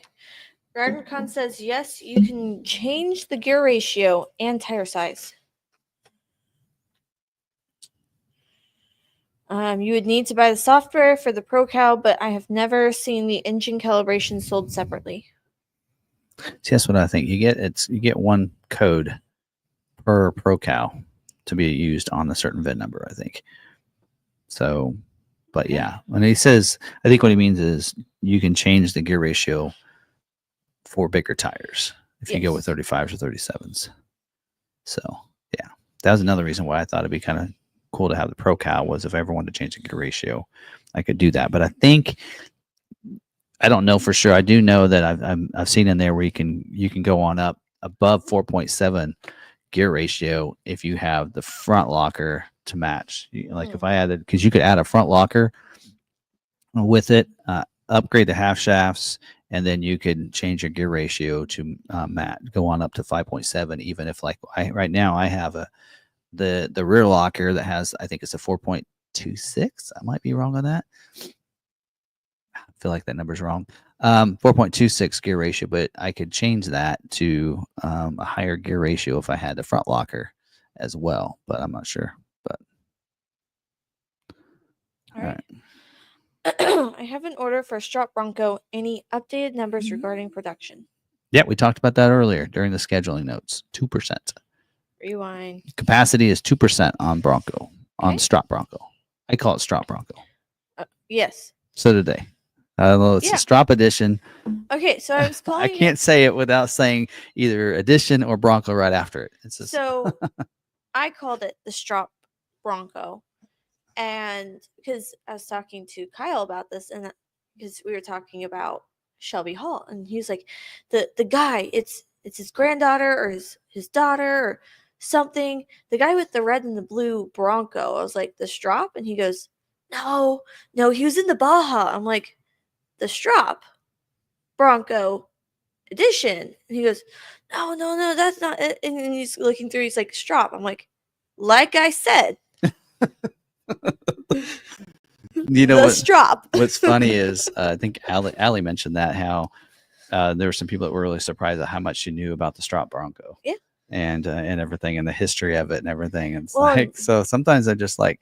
We met Shelby Hall through Melissa.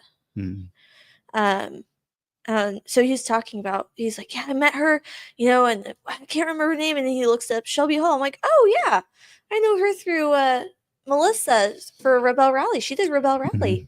Yeah. He goes, oh. It's like, yeah. She was at, by the way, Shelby Hall was one of the drivers at the original, the Texas Bronco Off Rodeo that that's where he did. met her. Yeah. Where he was going off. But I was just like, yeah, the strop. Yeah.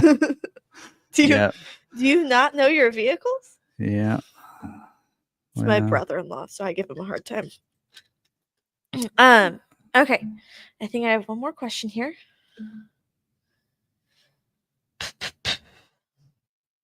Oh, I'd like a base Bronco and stand with automatic. Can I order without an instant deposit? So here we require a $500 deposit. Are we on Broncos? Yes. Okay.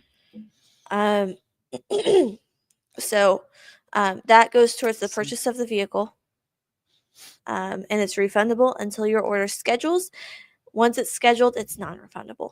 So I read that in sand. I'm like, well, you can put it on whatever train you want. It's like, oh, the desert sand color. Yeah. Okay. With automatic 2-door, 4-door, because you can get that in 2-door. Yep. Anyway. Okay. Onward. All right. Yeah. If you do want to order with us, we'll take, you can go to our, I always recommend people go to our website, and we have a build and price on our website, and build out your vehicle, and then go to submit, and then you just put in your information in the comments, put in there you want the YouTube special, because like I said, the invoice pricing is a YouTube special. So anyway, all right, recalls. I got some recalls, just 2, although one is on the Maverick. Let's get into that. All right, we do have 2 recalls. So this first one isn't just on Maverick. It's Maverick and F-150 hybrids. Customer satisfaction program 24N04. This is actually a supplement. Supplement number 1. It doesn't have, sometimes they'll have the original recall in here, but it doesn't on this one. So this is for 21 to 23 model year F-150 hybrid and 22 to 23 model year Maverick hybrids. And this in here, the update on this is that the program terms are now include the F-150. Originally was just on the Maverick. Service action, all vehicles can now be repaired. So for this, on this one here, and owner notification mailing schedule, owner letters are expected to be mailed in first quarter of 2025. They also updated the owner refund information for the F-150 hybrid. And they updated the labor allowance and parts ordering information for new labor operations for the F-150, and updated parts ordering information. So this isn't a new recall. This was already there. Again, this is a customer satisfaction program, so it's not something that you necessarily need to do unless you have any issues. But it says a reason. Now this does include 166,526 vehicles. It's F-150 hybrids built at Dearborn between January 10th of 2020 through September 8th of 2023. And on the Mavericks, February 3rd of 2021 through January 13th of 2023. And just because you're built between those dates doesn't mean your vehicle's affected necessarily. It says the reason for providing a no-cost one-time repair in some of the affected vehicles, the printed circuit board within the EGHR actuator housing may fail due to water ingress, causing the EGHR valve to become stuck in position and illuminating the malfunction indicator light. In addition, for F-150 only, the EGHR coolant inlet port may break and cause engine coolant to leak out of the vehicle's cooling system. So there you go. There's that. Another one is, this one's on a lot of different vehicles. Yeah, so a lot of different vehicles. This in here is Customer Satisfaction Program 24B47, and this is a supplement number 1. So this is an update to the original Customer Satisfaction Program. This is for certain 2018 through 2024 model years on different vehicles. So I'll go through those vehicles in a second. It's an update to the sync software. Basically on this. So the reason for this update on this recall is they updated the language to include technical support request. They also additional repair that they added, updated the language to include technical support request, and the updated the language to include the technical support request. There you go. So this program will be in effect through August 31st of 2025 with no mileage limit. 383,085 vehicles could be affected by this and can get this program. Letters were mailed the week of August 5th of 2024. So this isn't new. Those people that have this will already know about this for the most part, but it does, it says EcoSports 2020 to 2022s, Fusion NKZ built at Hermosillo for 2019 to 2020 model years, Edge 2019 to 2020 model year, and Oakville Bronco Sports built in the 2021 to 2024 model year, Hermosillo.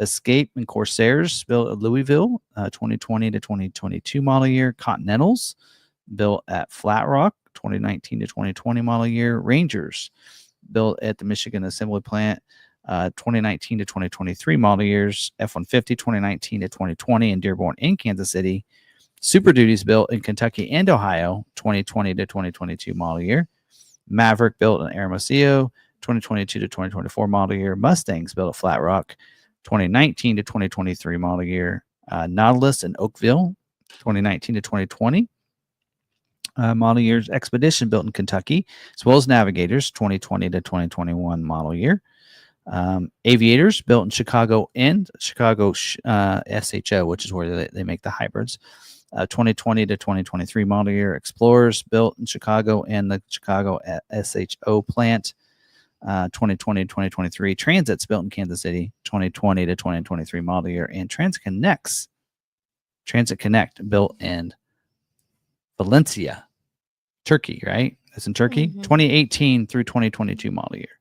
So there you go. So they may need a sync update on those. And so you get basically get a year for one initiated in August to get that. If you need have any issues with your sync program, then you get a free software upgrade for you, even if your vehicle's out of the warranty, I believe. So that's it. That's all I have.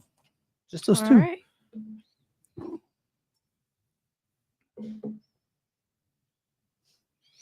Oh, there were some order guide updates. I'll get to that next week because I forgot to go through those last night. And so there are a bunch of order guide updates. Beginning of each month, there's usually some updates, some order guides, and they're like 5 different models that did have some updates to the order guide. Maverick being one of them, F-150. Can't remember some other vehicles, but I'll go through those notes this week, and we'll cover those next week and see what changes there were. Yeah. Alec Ragnicon's comment. Wait, is it actually pronounced Echo Sport? I thought it was Eco Sport.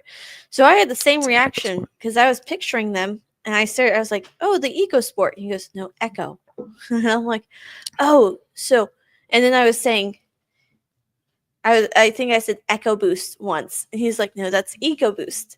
So I was like, okay, so EcoBoost EcoSport. Got it. Google it. I had to Google it. There are a lot of people. And back when I remember when I was doing the walk arounds, when we actually physically had the vehicles, and I did the walk arounds on the vehicles and went over the standard equipment and optional equipment, I would say Echo, and so many people would correct me in the comments. I'm like, so then I actually got to where I would find it in Google and find the information, and I would copy the text of where I got it from, and I'd paste it in the comments. I got so used to doing that because everybody would do that to me, but it is called Echo Sport. So anyway, all right. We had trainers that came around. That's how we do that. For the Is It True? Is it true? The only thing I have for Is It True, I kind of talked about this yesterday in the Maverick video that I did. And that is that the on the Maverick. So there are a lot of people that are a little, they're like, well, if there's an issue with so there's a current recall in the 2022 to 2024 Mavericks on the XL and XLTs with that base infotainment system with their rear view camera. So it's not as good as like the Sync 3 and Sync 4 with their rear view cameras. And so that camera's having issues with it freezing. And basically the recall, they added a bunch of vehicles to this recall. So this recall isn't new, but they added a lot of vehicles to it. So we had a bunch of 2024s that weren't included in the recall. And then last week they were included, and now we can't sell them. That's a stop sale on these 24s, and they can't be sold. They can't be demonstrated. They can't be driven. We have them parked. We moved them all to the back part of the lot, and they have notes in them, and we have keys pulled so guys can't sell them and can't be driven. And so because of this backup camera, and a lot of people think that the delay in the vehicles that are built for 25 model year is because of this recall, and they are not separate. That's a different model year than the 25. And they said, well, what's really weird is that they knew about the recall in September, but they continued building the vehicles through until November 8th, even though they knew there was this issue. Well, I think they thought they had the issue fixed. That's why they continued to keep building them. But some people thought, well, how would that change? Because they only had like 3 days before they started building the 25s. How would that be any different? It's a totally different software. It's a different screen. The same reason why the Lariats aren't affected by this recall is because they have the Sync 3. Well, the 2025s have the Sync 4 with the bigger screen. So it's the same screen they have on the Escape. And the reason they're being delayed is because this is a planned quality hold. So I actually, in yesterday's video, I had a little fun because I'm like, I talked about this a long time ago. I told people that when they first build these, there's going to be a 6-week hold. Jim Farley said this back in March or April, that they're going to start making sure that these vehicles are built and that they have a good launch on any refreshes and redesigns, so they don't have all these vehicles showing up at dealers, and then dealers can't sell them because they found out after they got to vehicle number 1,000 or 2,000 that there was an issue here, and they all need to be fixed before they can be sold. They're going to build a bunch of these so they can find out and make sure they got the quality down before they release them. So they've been doing this 6-week hold. It worked pretty well for Escape. I mean, I don't think we really had any issues. Did the Escape have issues with the screen?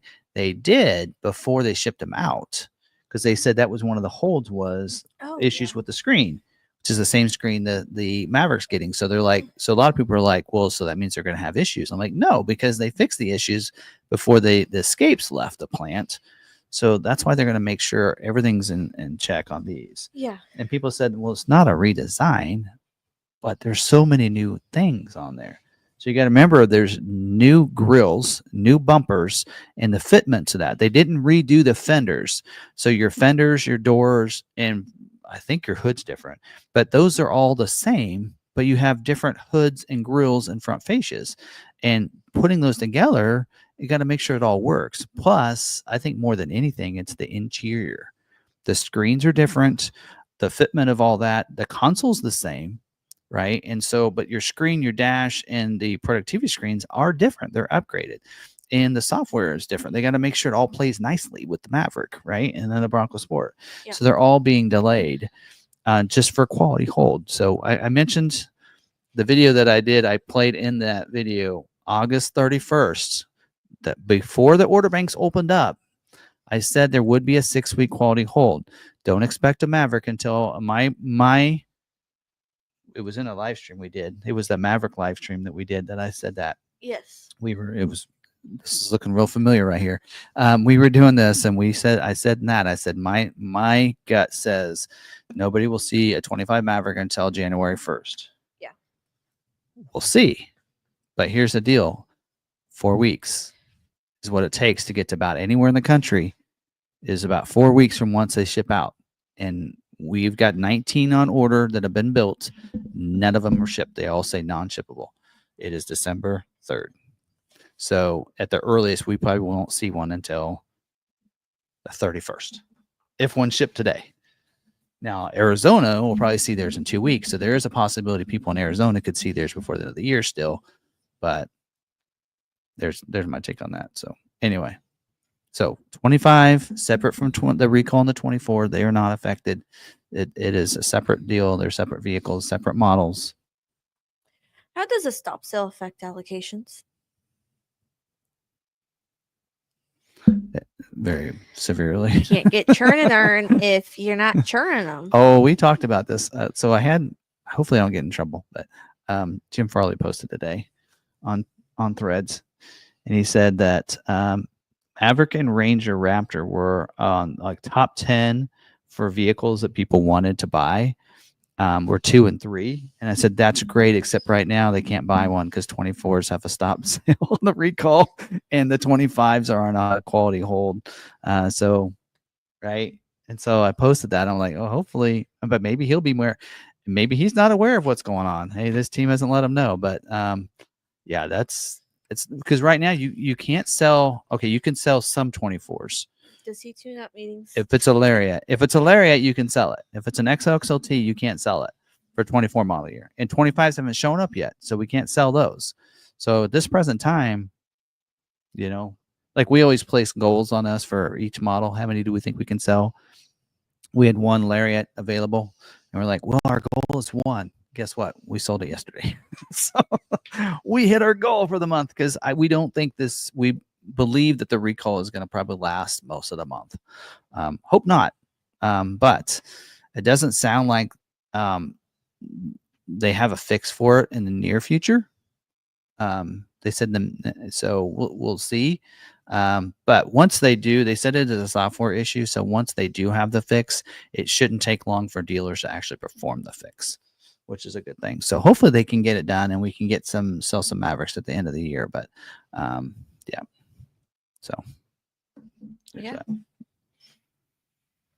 So at this point, we're kind of waiting for 25 so we can sell something, which also will be a bad thing is if they don't have the recall on the 24 and it takes longer and 25 starts showing up, then are people going to want to take the 24 at that point? Someone will. So here's my other thing is I think you can see some possible. I don't know if it is, but you could possibly see some rebates come out in January on 24 model year. It's hard. Ooh, we haven't seen rebates on Maverick since Black Friday. There's a $500 on every on every 24. All right. Anyway. Like what, 22? We haven't seen rebates ever on that. They've never had a rebate. They had interest rate. Yes, they had special interest rates on the very first because they didn't think people would take them without seeing them. They were wrong. I took mine. All right. Should we get into this? Yes.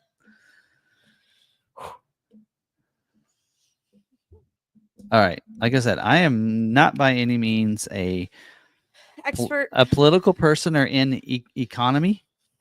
By the way, have you seen that commercial, the Progressive commercial where they said, "What's the economy?" I'm like, I don't think I can answer that either. Anyway, have you seen that commercial? The kid asked that and he goes, I'll Google it. But anyway, I'm not really that, much into that. So I'm, learning as we go along. And so I did a little Google search. So what is a tariff and why are, we putting tariffs on tariffs kind of started from what I understand from my history. You all just go ahead and go ahead and educate me. Put it in the comments. But from what I understand is we added tariffs, and that was back in the day. It was before we did income tax. We income tax the rest of people. It was a way for the federal government to have some income coming in to help them with their different costs and all that we had as a government. And the tariffs were a way for when bringing products in that we could tax them, so that gave them the government money before they started doing income taxing us instead. Also, it's a great way. Like I think what Trump did, and again, I'm not going to get into politics, for just the history of it, is that he kind of initiated more of the tariffs was to help.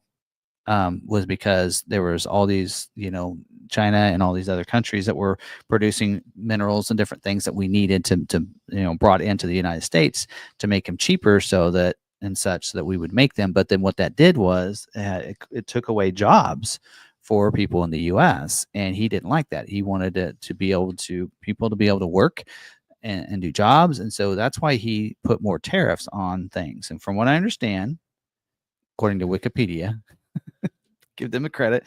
They're saying here that Trump tariffs were imposed by executive order during the first president of Donald Trump as a part of the economic policy. It says that Trump imposed tariffs on solar panels and washing machines of 30 to 50%. And then he soon imposed tariffs on steel 25% and aluminum 10% from both countries.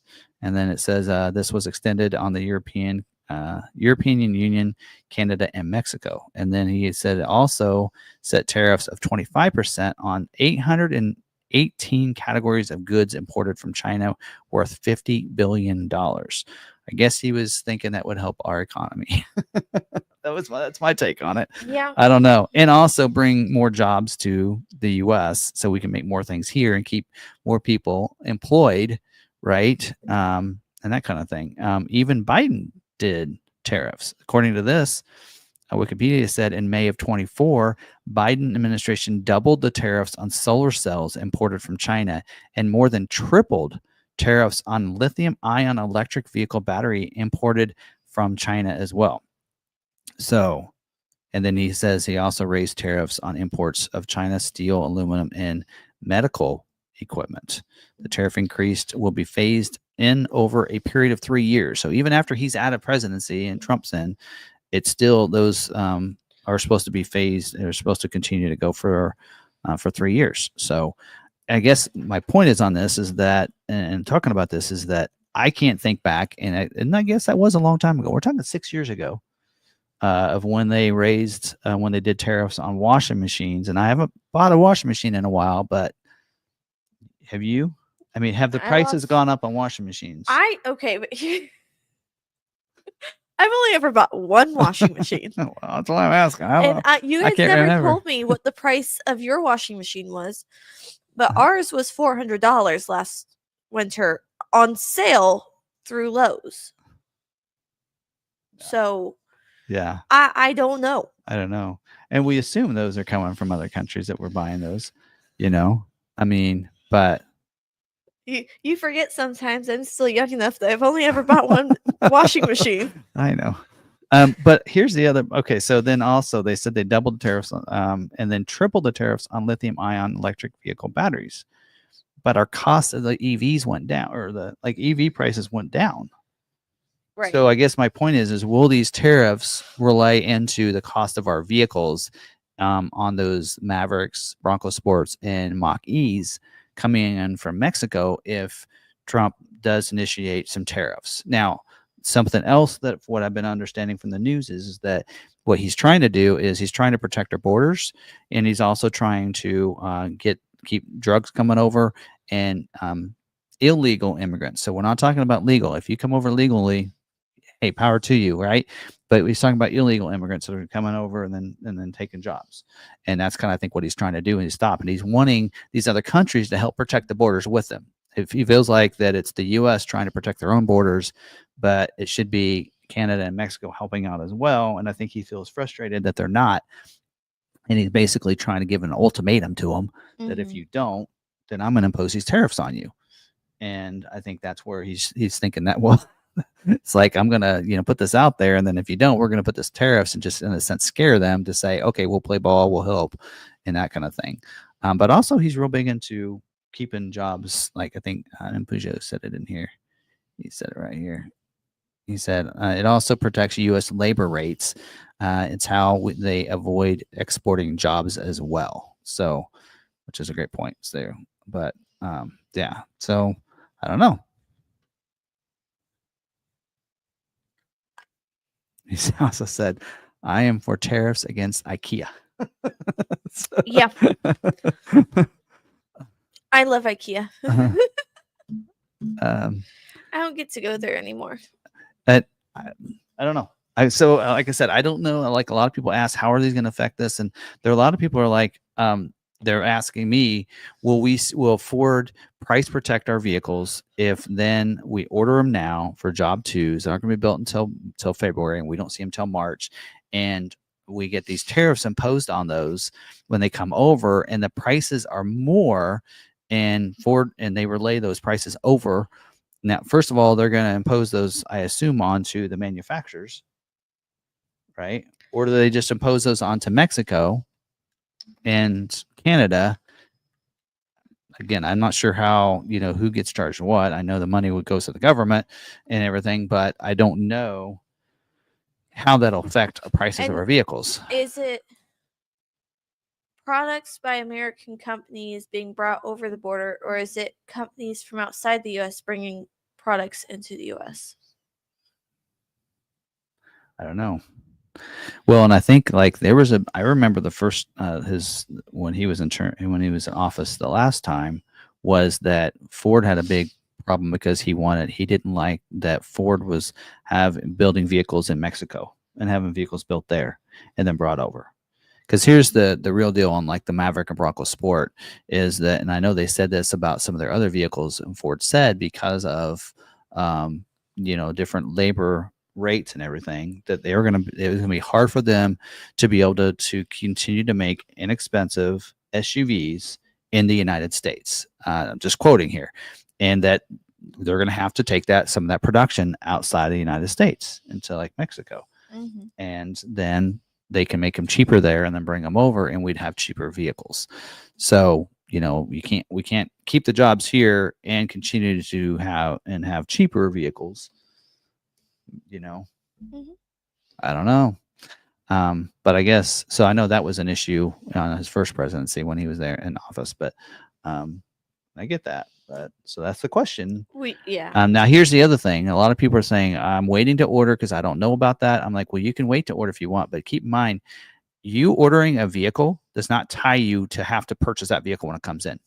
I know you're signing an order sheet and you're signing a buyer's order, but that is not a legal binding contract. If that manager on the other end does not sign it too, that is not a legal binding contract. You ordering a vehicle, when it comes in, you don't have to buy it. There's nothing that says that you're required to buy that vehicle. Now, if you put a deposit down, you might lose your deposit. I will say that. But that is the other thing. So if you go ahead and order, and let's say the tariffs happen and they do pass it on to the vehicles, and Ford says, we're not going to price protect those because of that. You don't have to take it. Then you don't have to take it. But here's the deal. We've seen tariffs. I mean, when I read this. Let's all play it safe. Come by the 24s once the stop sale is gone. Just come by all the 24s. Just get all the 24s. They're already here. No, I mean, I don't know. We've seen tariffs come and go, and we've seen products, rise and fall. And I guess we'll just see how it works. For me, I'm like, I don't like to sweat it and think and worry about it until it happens. Yeah. Let's just see what happens, because here we are, we're stressing about it. We're talking about it. We might even get heated conversations about it with coworkers or family members or something, right? It's kind of like you shouldn't talk politics and, at holidays, right? Because we don't know what's going to happen. And here we are going to argue about it and everything else when it may never even happen. Yeah. So maybe, I'm a big believer in, let's not worry about things that we don't have control over. For one thing, we don't have control over that. Most of us don't. Some of us do. If you're in politics and you're in the White House, you might have control over it, but most of us don't have control over it. So why sweat things that we don't have control over, right? So that's another take that I have there. So the first major tariff was by Germany on chicken from the U.S. So the U.S. put a 25% tariff on all commerce, or on all commercial trucks and vans. I mean, you tax us, we tax you. Actually, they were talking about that about some of the other products that they counterattacked and they did tariffs against each other. So, yeah, aka the chicken tax. Anyway, so I guess that's where I'm at. I mean, and like I said, we don't know whether or not Ford is going to relay those price increases onto us. We do see that when transportation costs go up, we see those get price increases do happen on the transportation costs and other things. We know when supplier prices go up, that's how we get price adjustments too, is that because suppliers are charging more, then they have to pass some of that cost on to us. I guess the question will be how much of that will get passed on to us if they do a tariff. I don't know on these. So, I mean, but we have the Boston Tea Party for a reason, because Britain was taxing us for our tea. So they went and dumped all the tea into the harbor. I think those were tariffs. Yeah. I was just reading that comment. It's like we can always buy those. We can get the Mavericks with those backwards seats, the Subaru Brat, and avoid a small truck tariffs. I see. Yeah. I don't know. So we'll see. I really don't know that, but I did want to point out that like there were some people that were like, well, what if will price do price? I don't know. Ford hasn't said anything, and Ford probably won't say anything until it actually happens. They're probably one of those. It's the same situation where we're not going to address something that's possible or that might happen or that is just being talked about. Hey, if they oppose it or they put it out there, then we can talk about it and figure out what's going to happen, right? Because so until then, we don't need to worry about it. I don't think. I think we just there's enough things that we can complain about other than that, but so we'll just have to see what happens there. But right. Yeah. That's my take on that. Is let's not worry about things that are not in our control, and also in the future. Right? Yeah. And we do have other American-made vehicles to purchase, like the Ford Bronco. Yes. I can't find one that's $20,000, or $25,000. Of course, though, if I was looking at a Maverick, I'd probably be looking at an XLT around $30,000. Yeah. I can't get a Bronco for that. You can almost get an Escape for that. There you go. Yeah, the Mavericks are sold in Mexico and South America as well. Yeah. So I mean, I guess if it were to happen, Mavericks, they could still build Mavericks. They could still sell them to South America. So, and I think the other thing that I was going to point out too is that I know that what they're also having issues with is like, so there's tariffs on vehicles coming over from China coming into the U.S. and they want to stop that, or they want to at least put tariffs on that. But what they see is these companies in China that are putting factories in Mexico. And Mexico is allowing it because it gives them jobs. Yeah. Right? You're giving jobs to people in Mexico to help build vehicles. So they don't care if another country wants to bring their factory into their country. Heck, they let the U.S. put a factory in Mexico to build, vehicles in Hermosillo. Yeah. So, that's giving them jobs, and that they look at it that way. But we know what China's what they're trying to do is they're trying to make it cheaper for themselves to build vehicles and then bring them over to the U.S. instead of coming over from China, which probably has a higher tariff. Yep. I'd assume. I don't know. I might be wrong. So Peugeot says, unless he goes after tariffs as a mean of reducing or eliminating income tax, but that's a whole different can of worms. Yeah. Because that would take care of a few things. Yep.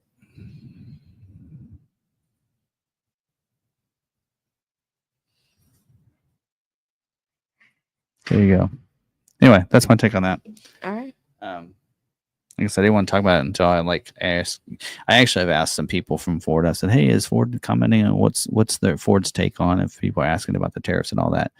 And I didn't get a response. So, yeah, I think that is Ford's response is no response at this time. Yes. No comment. So anyway, there you go. 8:59. Is that the earliest that we've been done on topic? I think so. I guess we do. We can throw this. If there's any questions.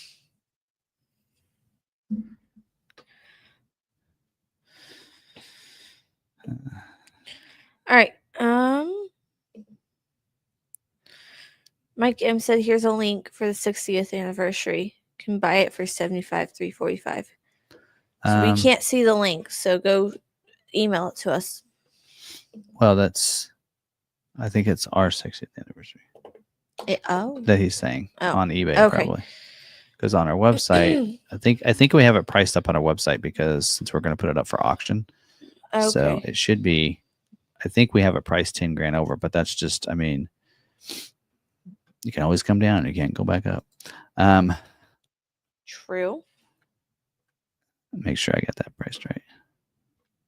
Oh yes, that's right. Because it starts at 65,000. That's the actual MSRP. 65,345 is the MSRP, and we have it there, but that's because we're putting up for auction on eBay. So I mean, so it'll probably sell for like less than that. Of course, like I said, you can just like anything, you can negotiate. You can always ask us, but there you go. All right. So yesterday, Johnny's Car Care and Review mentioned the Fusion Hybrid recall about something concerning the battery. Any chance it might be the same problem of hybrid Mavericks? Battery issues. I mean, I know Clarence has had some issues with his battery. Yeah. Now, if you're issues with the 12-volt battery, I would definitely get. I can tell you this. I mean, I know that even there's some people that have been testing the Bronco Sport. I won't say who because I don't want to get them in trouble, but they said that the stock battery is not very good, and when it's gone out, they've replaced it with a better battery. They have not gone with what the factory puts in for the batteries. Just like the tires, a lot of those Continental tires are their cheaper tires. They don't last as long. And so when you're ready to replace tires, don't necessarily go with what the factory puts on them because they're not as good. Same with the battery, probably. You're probably going to need to, but should last, right, 3 years, 36,000 miles, right? I don't know what actually the battery, I don't think has a 3 year 36 warranty. Certain components don't last 3 years, 36. Yeah. I mean, they always say it's bumper to bumper, but it's not really bumper to bumper because they won't cover wipers and brakes.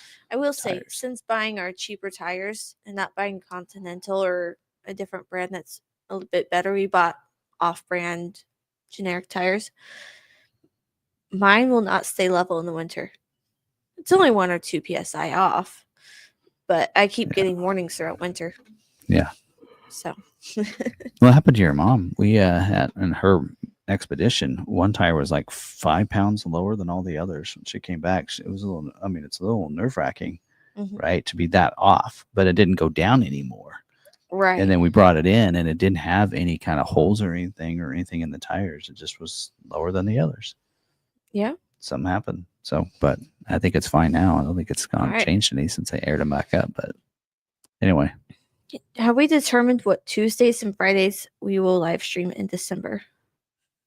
Yes, we're going to have a live stream on the 10th and 17th. And then we'll do one for members on the 20th. And then we will not do a live stream on the 24th, on Tuesday the 24th or Tuesday the 31st. And I don't know about Friday the 27th. We'll see how we're doing. We'll probably try to do on the 27th. Unless you're not here. We'll see. Oh, yeah, I'm for not members. Here that day. 27th? Yeah, I'm off the 26th, 27th. So, but I'll do lot walks on the 21st and 28th for members.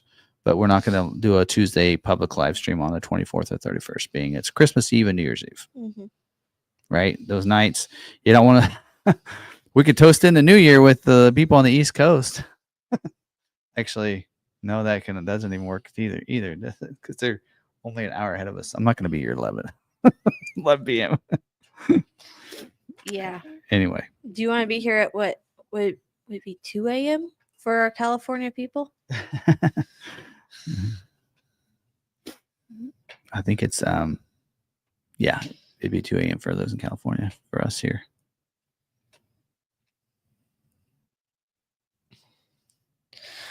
Will $5 with the auto high beam safety feature, will I still be able to flash my high beams at oncoming traffic?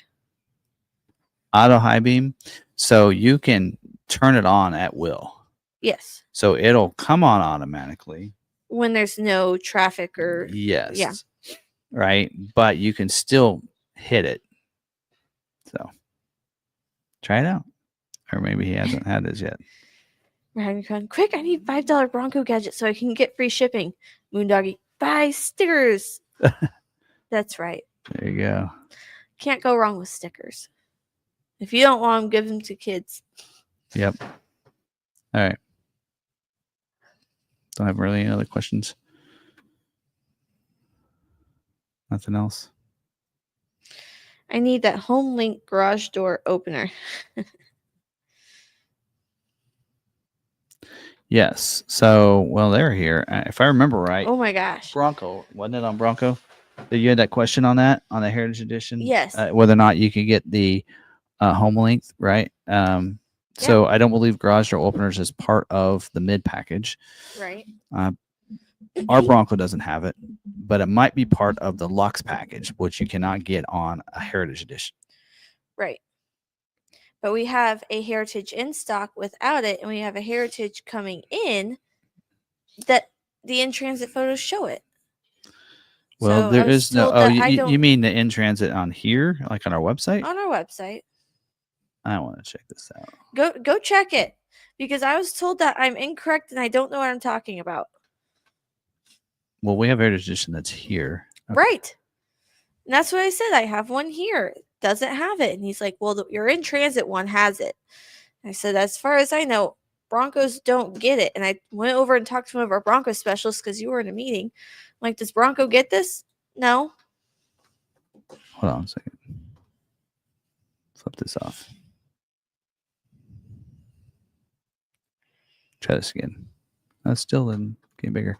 All right, I thought it'd be bigger than that. All right, so you're saying this in here? Yes. Because we do have the little. Mm-hmm. Oh, you can't see it in our photos. So go to the interior spin. Inside. And go up, and it should be on the exterior if it does have it. Apparently. It's right there.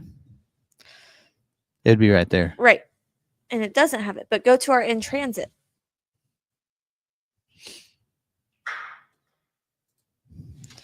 There. So we do know these are pre-production. These that. images are not, are not real. I know that. And I said that they're prefabricated by Ford. Go down. Yeah. Does look like it's got it on there. So I was told that I'm wrong and I don't know what I'm talking about, and that, I shouldn't be talking to people because the fabricated photos by Ford have a garage door opener. Yeah, well, there's a lot of things on Ford's website. That's why I don't like these pictures. I told him we've had Mavericks coming in that are the Velocity blue, but they're showing silver. Is that porthole? Yes. Do the two doors have a porthole? Maybe they do.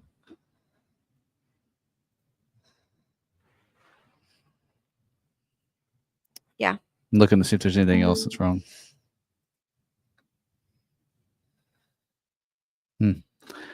Yeah. They do.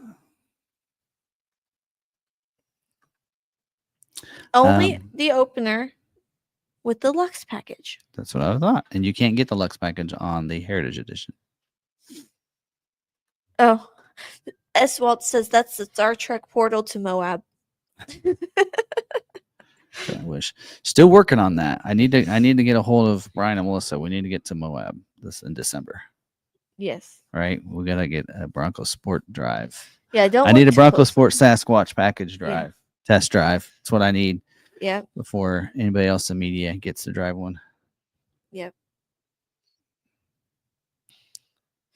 Yeah, I've tried to explain that I know just as much as Tim does, but Tim doesn't sell vehicles. We need to start saying that in videos. Yeah, I'm just a media guy. He's just the media guy. He doesn't sell the vehicles. Neither do I. But I do know product information, so does he. Yep. All right.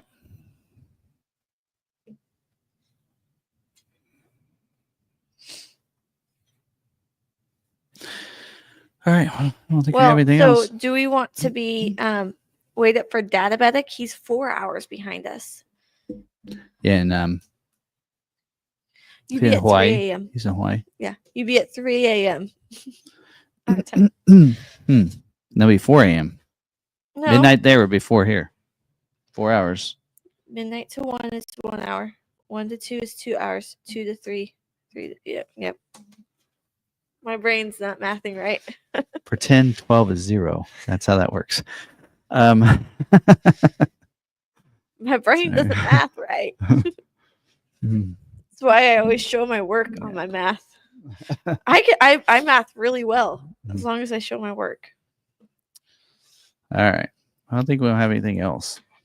We're just prolonging the inevitable. All right. I think that's it. Yep. Couple weeks, though. I don't know. We're going to talk about next week. Couple weeks, we're going to talk about the year in review, the trips we've gone on, the places we've, events we've gone to, that kind of stuff, and talk about, some other events for 2025 that we'd like to go to. For those of you that are looking for events to go to, not necessarily that we will go to, because I wanted to go to Woodward Dream Cruise, and I didn't get that accomplished this year. That was one I wanted to go to, but we'll talk about that. We'll talk about, if you're wanting to get in on that talk, 2 weeks, the 17th, we're going to talk about what events we went to this year, that kind of stuff, what events that we liked, and then talk about what events that would be fun to go to, or that you guys bring to us, what events that you know of are going on in your areas that we should go to, and get us some ideas for 2025. So there you go. Yes. And oh yes. Okay, we got to go to Woodward Dream Cruise this year. 60th anniversary of the Bronco. What? You and Mom? Maybe they'll have a Brittany Blue. Yeah. Just kidding. Yes. We'll see. Maybe they'll have a redesign. Maybe they'll be ready by then. Well, anyway. Skip Detroit Auto Show and do Woodward. Yeah. Detroit Auto Show might not be an option for you. To skip. Yeah. Unless you don't want to go and you want me to go and make the videos. Yeah. For you. I don't do long form. Here's my take. Okay.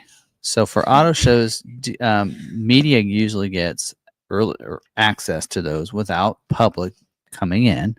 And there's a lot of times there's reveals by manufacturers of here's what we're gonna reveal at this year's auto show, that kind of stuff that you can do, and you get a chance of doing walk arounds on vehicles without too many people around you. Detroit Auto Show, you get like a morning and that's it. Yep. So this year, I think they're opening it up on a Saturday. And so media gets a Friday morning. You get from 9 a.m. to 1 p.m. That's it. Wonderful. You're done. So, and then I think usually it's the afternoon, but I think they're closed in the afternoon. And then they have a charity event that night. And that one costs you like $400 a head to get into. Jeez. And you have to have a special invite to that, even if you are media. Yeah. Broncos 60th is in 26. Oh. I thought they were saying it was this year. And that's Mustang. Mustang is 60th this year, but I thought 66. Oh yeah, it would be 26. Yep. Yeah. So this year would not be 60th. But they'll be announcing 2026 vehicles in 25. But I see. Okay. The thing is that if they'll be in time for Woodward Big question. Woodward would probably be where they would want to premiere anything special if they're doing Bronco. Yeah.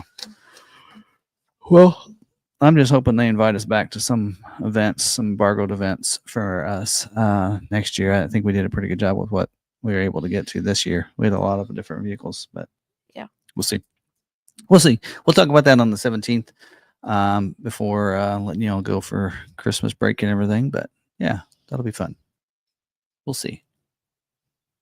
We already talked about things to purchase, right? Gift and all that so we can't really cover that on 10th. But all right. Anyway, so we'll see. To be honest, the auto shows weren't the highlight of the year to me. It was the other events that we went to. The community events to me was probably. I mean, we'll talk about more, but that, yeah. Anyway, all right, there we go. All right. So, all right, I guess that's it for tonight. So, with that, hope you guys have a great week, and you don't freeze, you don't get snowed in, and you have a good week.